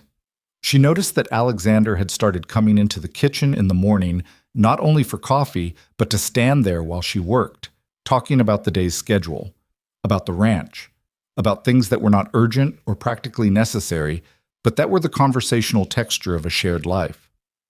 She noticed that he had begun, without making anything of it, to learn her preferences. That she took her tea strong, that she didn't like to work in cold light, and so the morning kitchen lamp was always lit by the time she came down, that she read in the evenings, and that the chair by the parlor fire was, without any formal arrangement, the chair she used now. She noticed these things and she held them carefully, because she had learned that attention and care could exist inside a professional arrangement, that a good employer took note of the people who worked for him, that warmth wasn't the same as something else. She had made the mistake before of misreading the warmth, but she also noticed that when she was in a room, he oriented toward her. Not obviously, not with the clear signals of a man making an intention known. More subtly than that, the way a plant oriented toward light, through some internal adjustment that wasn't about decision so much as about where the warmth was. She kept doing her work. She kept cooking and managing the house and tending the garden, which was beginning, in February, to show the first suggestions of returning life under the cold.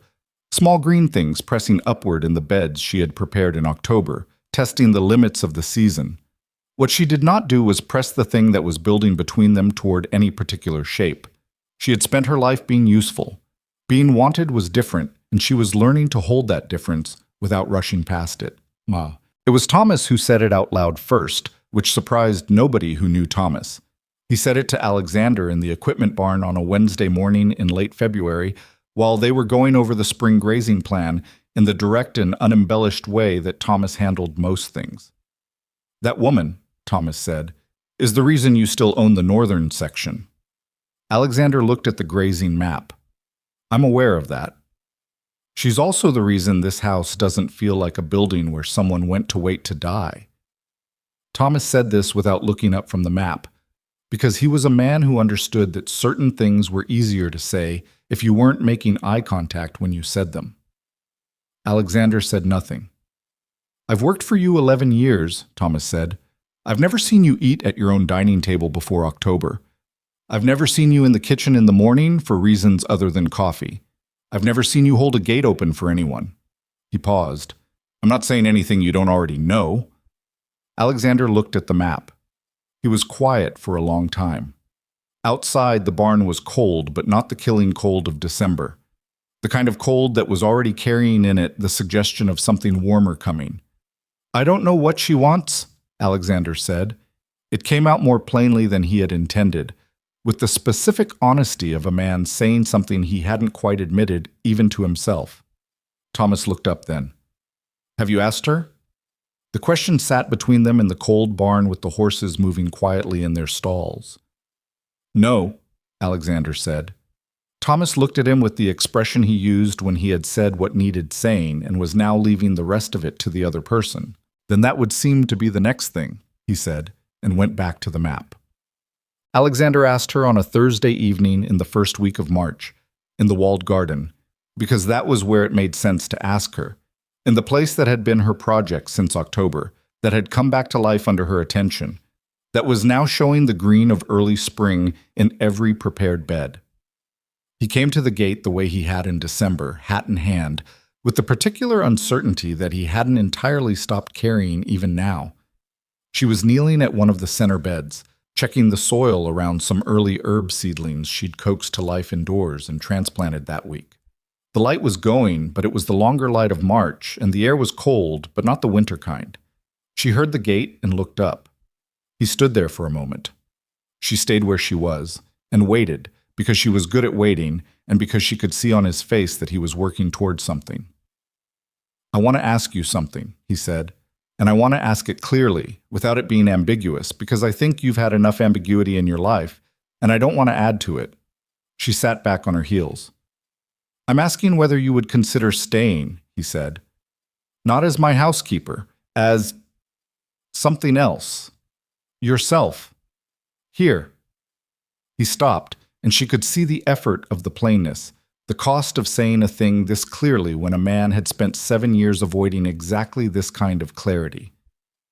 "I'm asking because I want you to stay, not because I need someone to manage the house, because this house is different when you're in it, and I am different when you're in it, and I don't think I understood until recently how much of a difference that was." The garden was quiet. The early seedlings pressed up from the beds around her. She looked at him for a long moment. She thought about Ohio and the textile mill and 16 years of other people's houses. She thought about Leadville and Denver and the boarding house in Topeka where they'd locked the kitchen at Christmas. She thought about what she had told him at the kitchen table in the storm, that being wanted was different from being needed, and that the difference required trusting someone to stay after they'd seen everything. He had seen quite a lot by now, the practical and the unglamorous, and the parts of her that were not easy. He had seen her kneeling in a garden bed at 6 in the morning. He had seen her in the freezing dark wrestling a stubborn steer upright in a snowstorm. He had seen her sit across a kitchen table and say true things without decoration, and he was still standing at the gate. "I'm not a simple person," she said. "I have opinions that I don't keep to myself, and I make decisions without always explaining them first, and I am not going to become decorative just because the legal trouble is settled." "I know," he said. The ghost of that almost smile was back. "I'm counting on it." She got to her feet, brushing soil from her knees, and looked at him over the distance of the garden, and made the decision that she had been building towards since October. Not all at once, but steadily. The way all the real decisions in her life had been made. Steadily, and with open eyes, and without pretending it wasn't a risk. "All right," she said. "I'll stay." He let out a breath, just one, quiet, controlled, the kind of breath that contained more than itself. She walked toward the gate. He held it open, the way he had been holding gates for her for months without making anything of it, and she stepped through into the yard, and the evening light was the particular gold of early March, thin and real and without pretense, and the ranch lay around them in every direction, exactly as it had always been, and somehow entirely changed. Spring came to the Blackwood Ranch the way it always came to that part of Colorado. Not all at once, but in argument with winter, one warm day followed by a cold snap, mud and then frost and then mud again, until finally the balance tipped and stayed tipped, and the whole land began the slow, undramatic work of coming back. The walled garden came back with it. By April, Eliza's center beds were producing herbs, thyme and sage and flat-leaf parsley that she cut and used and cut again. The beds along the wall that Alexander's mother had kept moist-tolerant plants in were showing the green of early lettuces. The apple tree in the corner had blossomed, not abundantly because it was old and hadn't been pruned in years, but genuinely with small white flowers that appeared in the second week of April and made the walled enclosure smell like something had been restored to it. Alexander stopped at the garden gate one morning and looked at it for a long time without saying anything. Eliza was inside working on the east bed, which was still fighting her on drainage, and she looked up and saw his face and understood what was on it, not grief this time. Something that sat alongside grief the way recovery sat alongside loss. Not erasing it, but present in the same space without the two things destroying each other. "She would have liked you," he said. He meant his mother, and they both understood that without clarification. Eliza looked at the blossomed tree. "I think I would have liked her," she said. Anyone who kept a garden like this understood the long view. He was quiet for a moment. "She used to say that a garden required you to think in years rather than days, that it was the best cure for impatience she'd ever found. She was right about that." He came inside the gate and picked up the spare trowel she kept hanging on the hook by the wall, and without being asked, he started working the soil in the bed beside the one she was working. He did it inexpertly. He was not a gardener, had never been one, and his technique was the technique of a man learning something new in middle age, which was to say functional but unrefined. She watched him make the same mistake twice with the drainage angle and corrected him once, briefly, and he adjusted without comment, and they worked alongside each other for 20 minutes without saying much, and the blossomed tree dropped occasional petals on both of them. This was what it looked like, she thought. Not the declaration in the garden in March, though that had mattered enormously. This, two people working badly and well in the same space, correcting each other without ceremony, tolerating each other's particular silences. This was the actual substance of what she had said yes to. She found that she was not frightened by it the way she had expected to be. The formal arrangements took time, the way formal arrangements always did, and they were handled with the same practical clarity that had characterized most of what passed between them. Alexander spoke to Reverend Hoskins in Creston in April, not for any religious purpose, but because Hoskins also served as the county recorder and could document a civil union, which was the form they both wanted.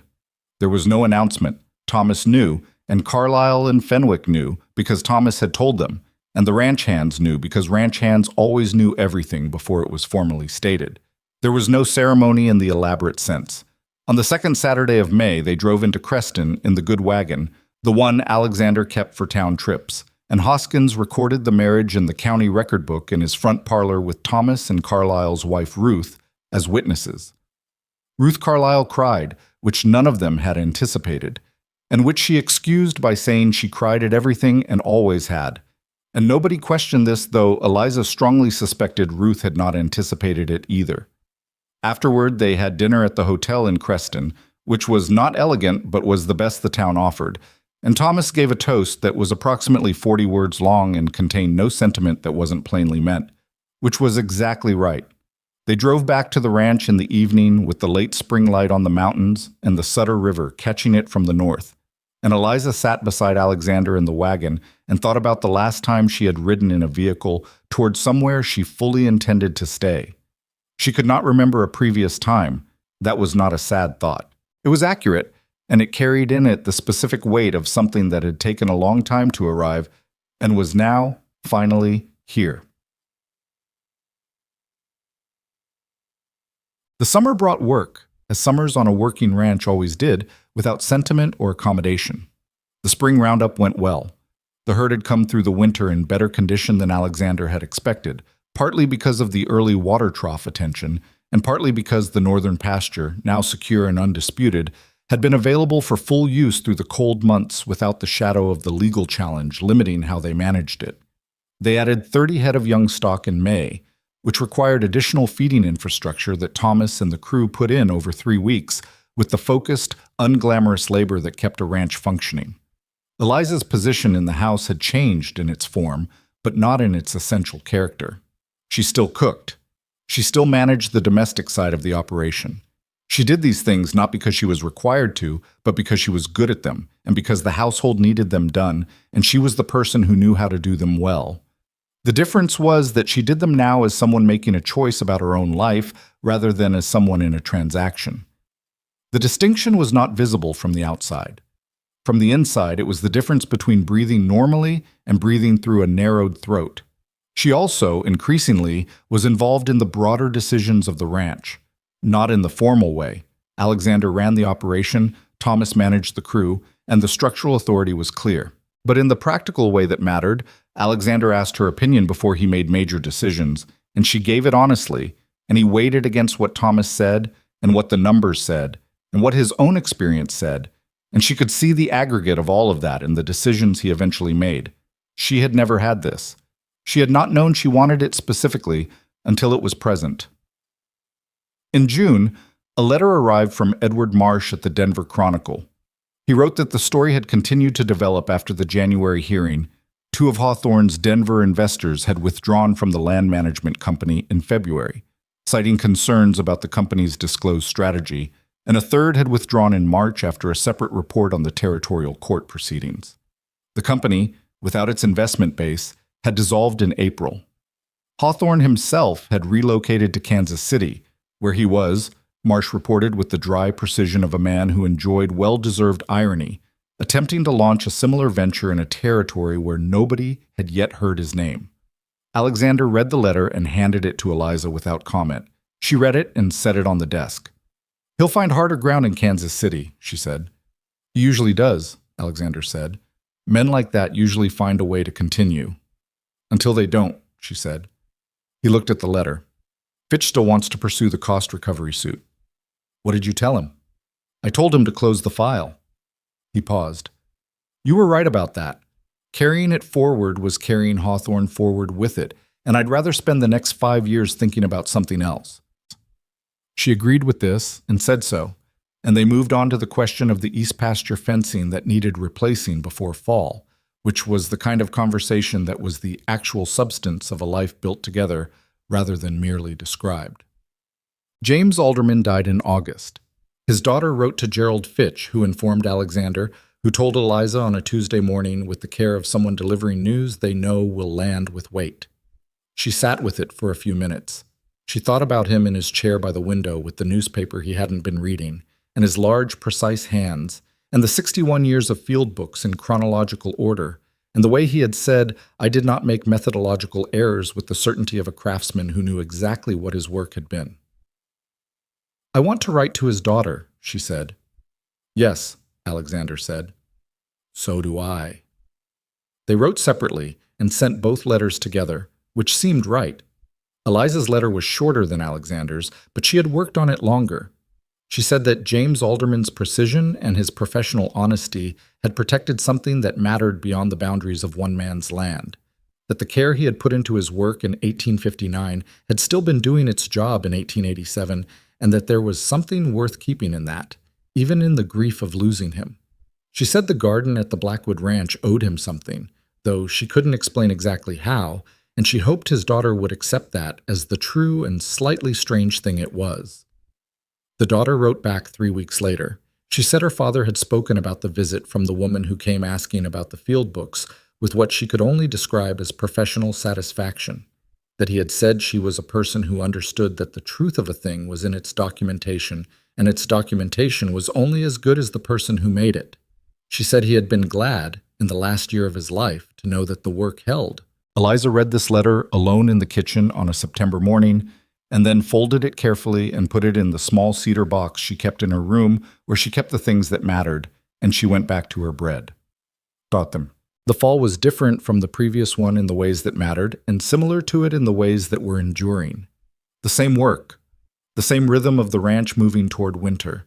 The same quality of light in October over the northern range that Alexander had described to her once, and that she had come to recognize for herself. The particular angle of it, the way it made the mountains look both near and final. She planted the garden for its second winter. She prepared the beds the way she had learned to prepare them. The moist-tolerant varieties along the east wall, the root vegetables in the center where the drainage was best, the herbs near the gate where she could reach them quickly on her way to the kitchen. She pruned the apple tree properly this time, having spent the summer reading about it in a book Thomas had found in a shop in Pueblo, and it lost its gnarled look somewhat and stood better for it. Alexander helped her again with improved technique and a willingness to be corrected that she had come to understand was one of his actual qualities, not a performance of it. He did not like being wrong, but he was capable of being taught, which was a more important attribute and rarer than people acknowledged. One afternoon in late October, Eliza found herself standing in the center of the garden in the low afternoon light, looking at what the space had become, not what she had imagined it becoming specifically. She had not had a clear picture in October of the previous year, only the impulse to clear the ground and see what it would hold. What it had become was its own thing, productive and somewhat irregular and full of the kind of small imperfections that came from real work in real soil under real weather. She thought about the morning she had arrived at the Blackwood Ranch a year ago, with one trunk and a leather bag and a list of questions written on folded paper. She thought about standing at the stove testing the burners with her hand and looking up to find a man in the doorway who had said, "Who are you?" with the flat tone of someone who had stopped expecting anyone in particular. She thought about what it meant to arrive somewhere and decide, slowly and without fanfare, that it was yours. There were people who arrived at belonging the easy way, born into it, or handed it, or lucked into a version of it early enough that they never had to think about what it cost. She had not been one of those people. She had arrived at it the other way, through work and through the slow accumulation of evidence that a place and a person could hold the weight of being fully known. She did not believe this made her story instructive in any tidy way. She did not believe that hard work guaranteed belonging, or that patience was always rewarded, or that the right question asked at the right moment would always find the answer that saved something. She had been fortunate, and she knew it, and she tried not to dress the fortune up as virtue. What she did believe, what the last year had demonstrated to her in ways she could not have articulated in October but could articulate now, was that the willingness to stay open was something you had to choose, and that the choosing got harder the more times you had been required to pack your trunk and start again, and that the harder it got, the more it mattered whether you did it anyway. She had done it anyway, and this garden existed because she had. At dinner that evening, at the dining room table, which was the ordinary place now, set for two and sometimes more, Alexander looked up from his plate and said, "Thomas told me today that he thinks we should hire additional hands in the spring. The operation has outgrown the current crew." "He mentioned it to me last week," she said. "I think he's right. It means more mouths for the kitchen." "I can manage more mouths." She looked at him. "I was thinking about the crew quarters. The current bunkhouse is too small for an expanded crew. We should look at what it would take to add a section before spring." He was quiet for a moment. She could see him thinking, not just about the bunkhouse, but about the shape of what she'd just described, which was a future that was bigger than the previous 5 years had been. A future that assumed expansion rather than maintenance, that assumed they were building something rather than preserving it. "I've been thinking about the south pasture," he said. "There's a section that's been underutilized because I didn't have the crew to manage it. If we expand the herd and the crew, then the south pasture becomes viable, and the irrigation from the water agreements would support it." They sat there for a moment, both of them holding the shape of a thing that didn't exist yet, and the room held both of them easily. The long table, the candles she had lit as she always did now, the winter dark outside the tall windows. "We should draw it out," she said, "on paper, what the expansion would look like in 3 years. "Sunday," he said. "We can do it Sunday." She nodded and went back to her dinner. Outside, the October wind was doing what October wind did in that part of Colorado, which was reminding everything that winter was not far. Inside, the candles burned steadily, and the room was warm, and the table had the comfortable slight disorder of two people in the middle of a real meal and a real conversation, and none of it was perfect. It was better than perfect. It was actual.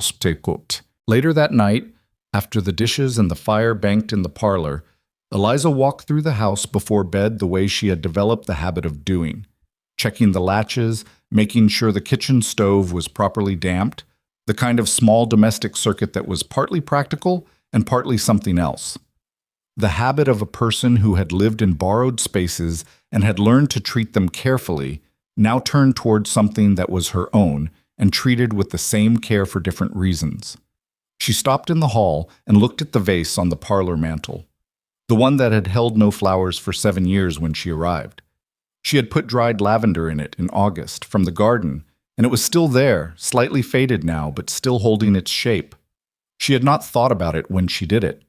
She had simply had lavender and a vase, and it had seemed like the natural thing. She thought about it now. She thought about all the small things that accumulated into a life, and how most of them were not dramatic or chosen consciously, how they were just the result of being present, day after day, in the same place, doing the work that needed doing, staying when staying was hard, and slowly, without a clear moment of transition, finding that the place had become yours and you had become its. There was no lesson in this that she could package cleanly. She had known women who had stayed in places that were wrong for them and called it loyalty and suffered for it. She had known women who had left places that were right for them out of fear and called it prudence and spent years regretting it. The staying was not the virtue. The quality of the staying was what mattered. Whether you were staying because you had chosen the place clearly or because you couldn't imagine being elsewhere, and the difference between those two things was the whole difference. She had chosen this place. She had chosen it in October when she knelt in the overgrown garden and decided to clear it. She had chosen it in November when she sat across from a tired man and asked whether the surveyor was still alive. She had chosen it in December during the storm and at the kitchen table over cold tea, and she had chosen it in March in the garden with soil on her knees. And she had been choosing it every day since in the ways that didn't announce themselves. That was how belonging worked, she thought. Not in the single declaration, but in the accumulation of small choices made daily in the direction of the same thing. She went to bed. The winter of 1888 was milder than the previous one, which the ranch hands received as good fortune and Alexander received with the mild suspicion of a man who had lived through enough Colorado winters to know that mild was not the same as safe. He prepared the same way regardless. Fuel, feed, water, head count, all of it the same. And the winter passed without a storm of the previous year's magnitude and without another visit from anyone connected to Richard Hawthorne, who remained, as far as anyone knew, in Kansas City with his revised ambitions. James Alderman's field books were donated, at Alexander's request and with the daughter's agreement, to the Colorado Territorial Survey Office in Denver, where they were cataloged and filed and became part of the official record. Gerald Fitch had suggested this as the appropriate permanent home for them, and Eliza had agreed when Alexander mentioned it, not just because it was correct procedurally, but because it felt like the right way to honor the kind of work James Alderman had done.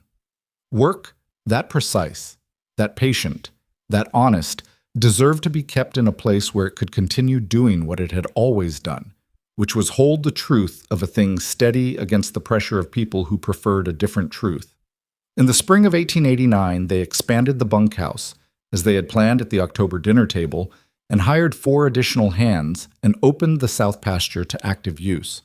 The operation grew in the way that good operations grew, not spectacularly, but steadily, each expansion built on what had actually been established rather than on what was projected or hoped for. Carlisle and Fenwick were solid neighbors and became, over time, something more than that. The kind of adjacency that turned into genuine mutual reliance, the sort of relationship that frontier life built when it built anything lasting. Carlisle's wife Ruth came to the ranch for dinner twice monthly through the winter, and she and Eliza developed the specific friendship of 2 practical women who recognized in each other the quality of having done hard things without making a production of it. Thomas stayed. This was not a surprise to anyone, but Eliza found that she was glad of it in a particular way. Thomas was the continuity of the place, the human record of what the ranch had been before she arrived and what it had become after, and his presence was a kind of evidence that change didn't have to mean rupture. On an April morning 2 years after she had first unlatched the garden gate, Eliza stood at the kitchen window with her coffee and looked out at the yard. The light was the pale gold of early spring. The kind that came before the season was fully committed to itself, tentative and real at the same time. The apple tree was blossoming again.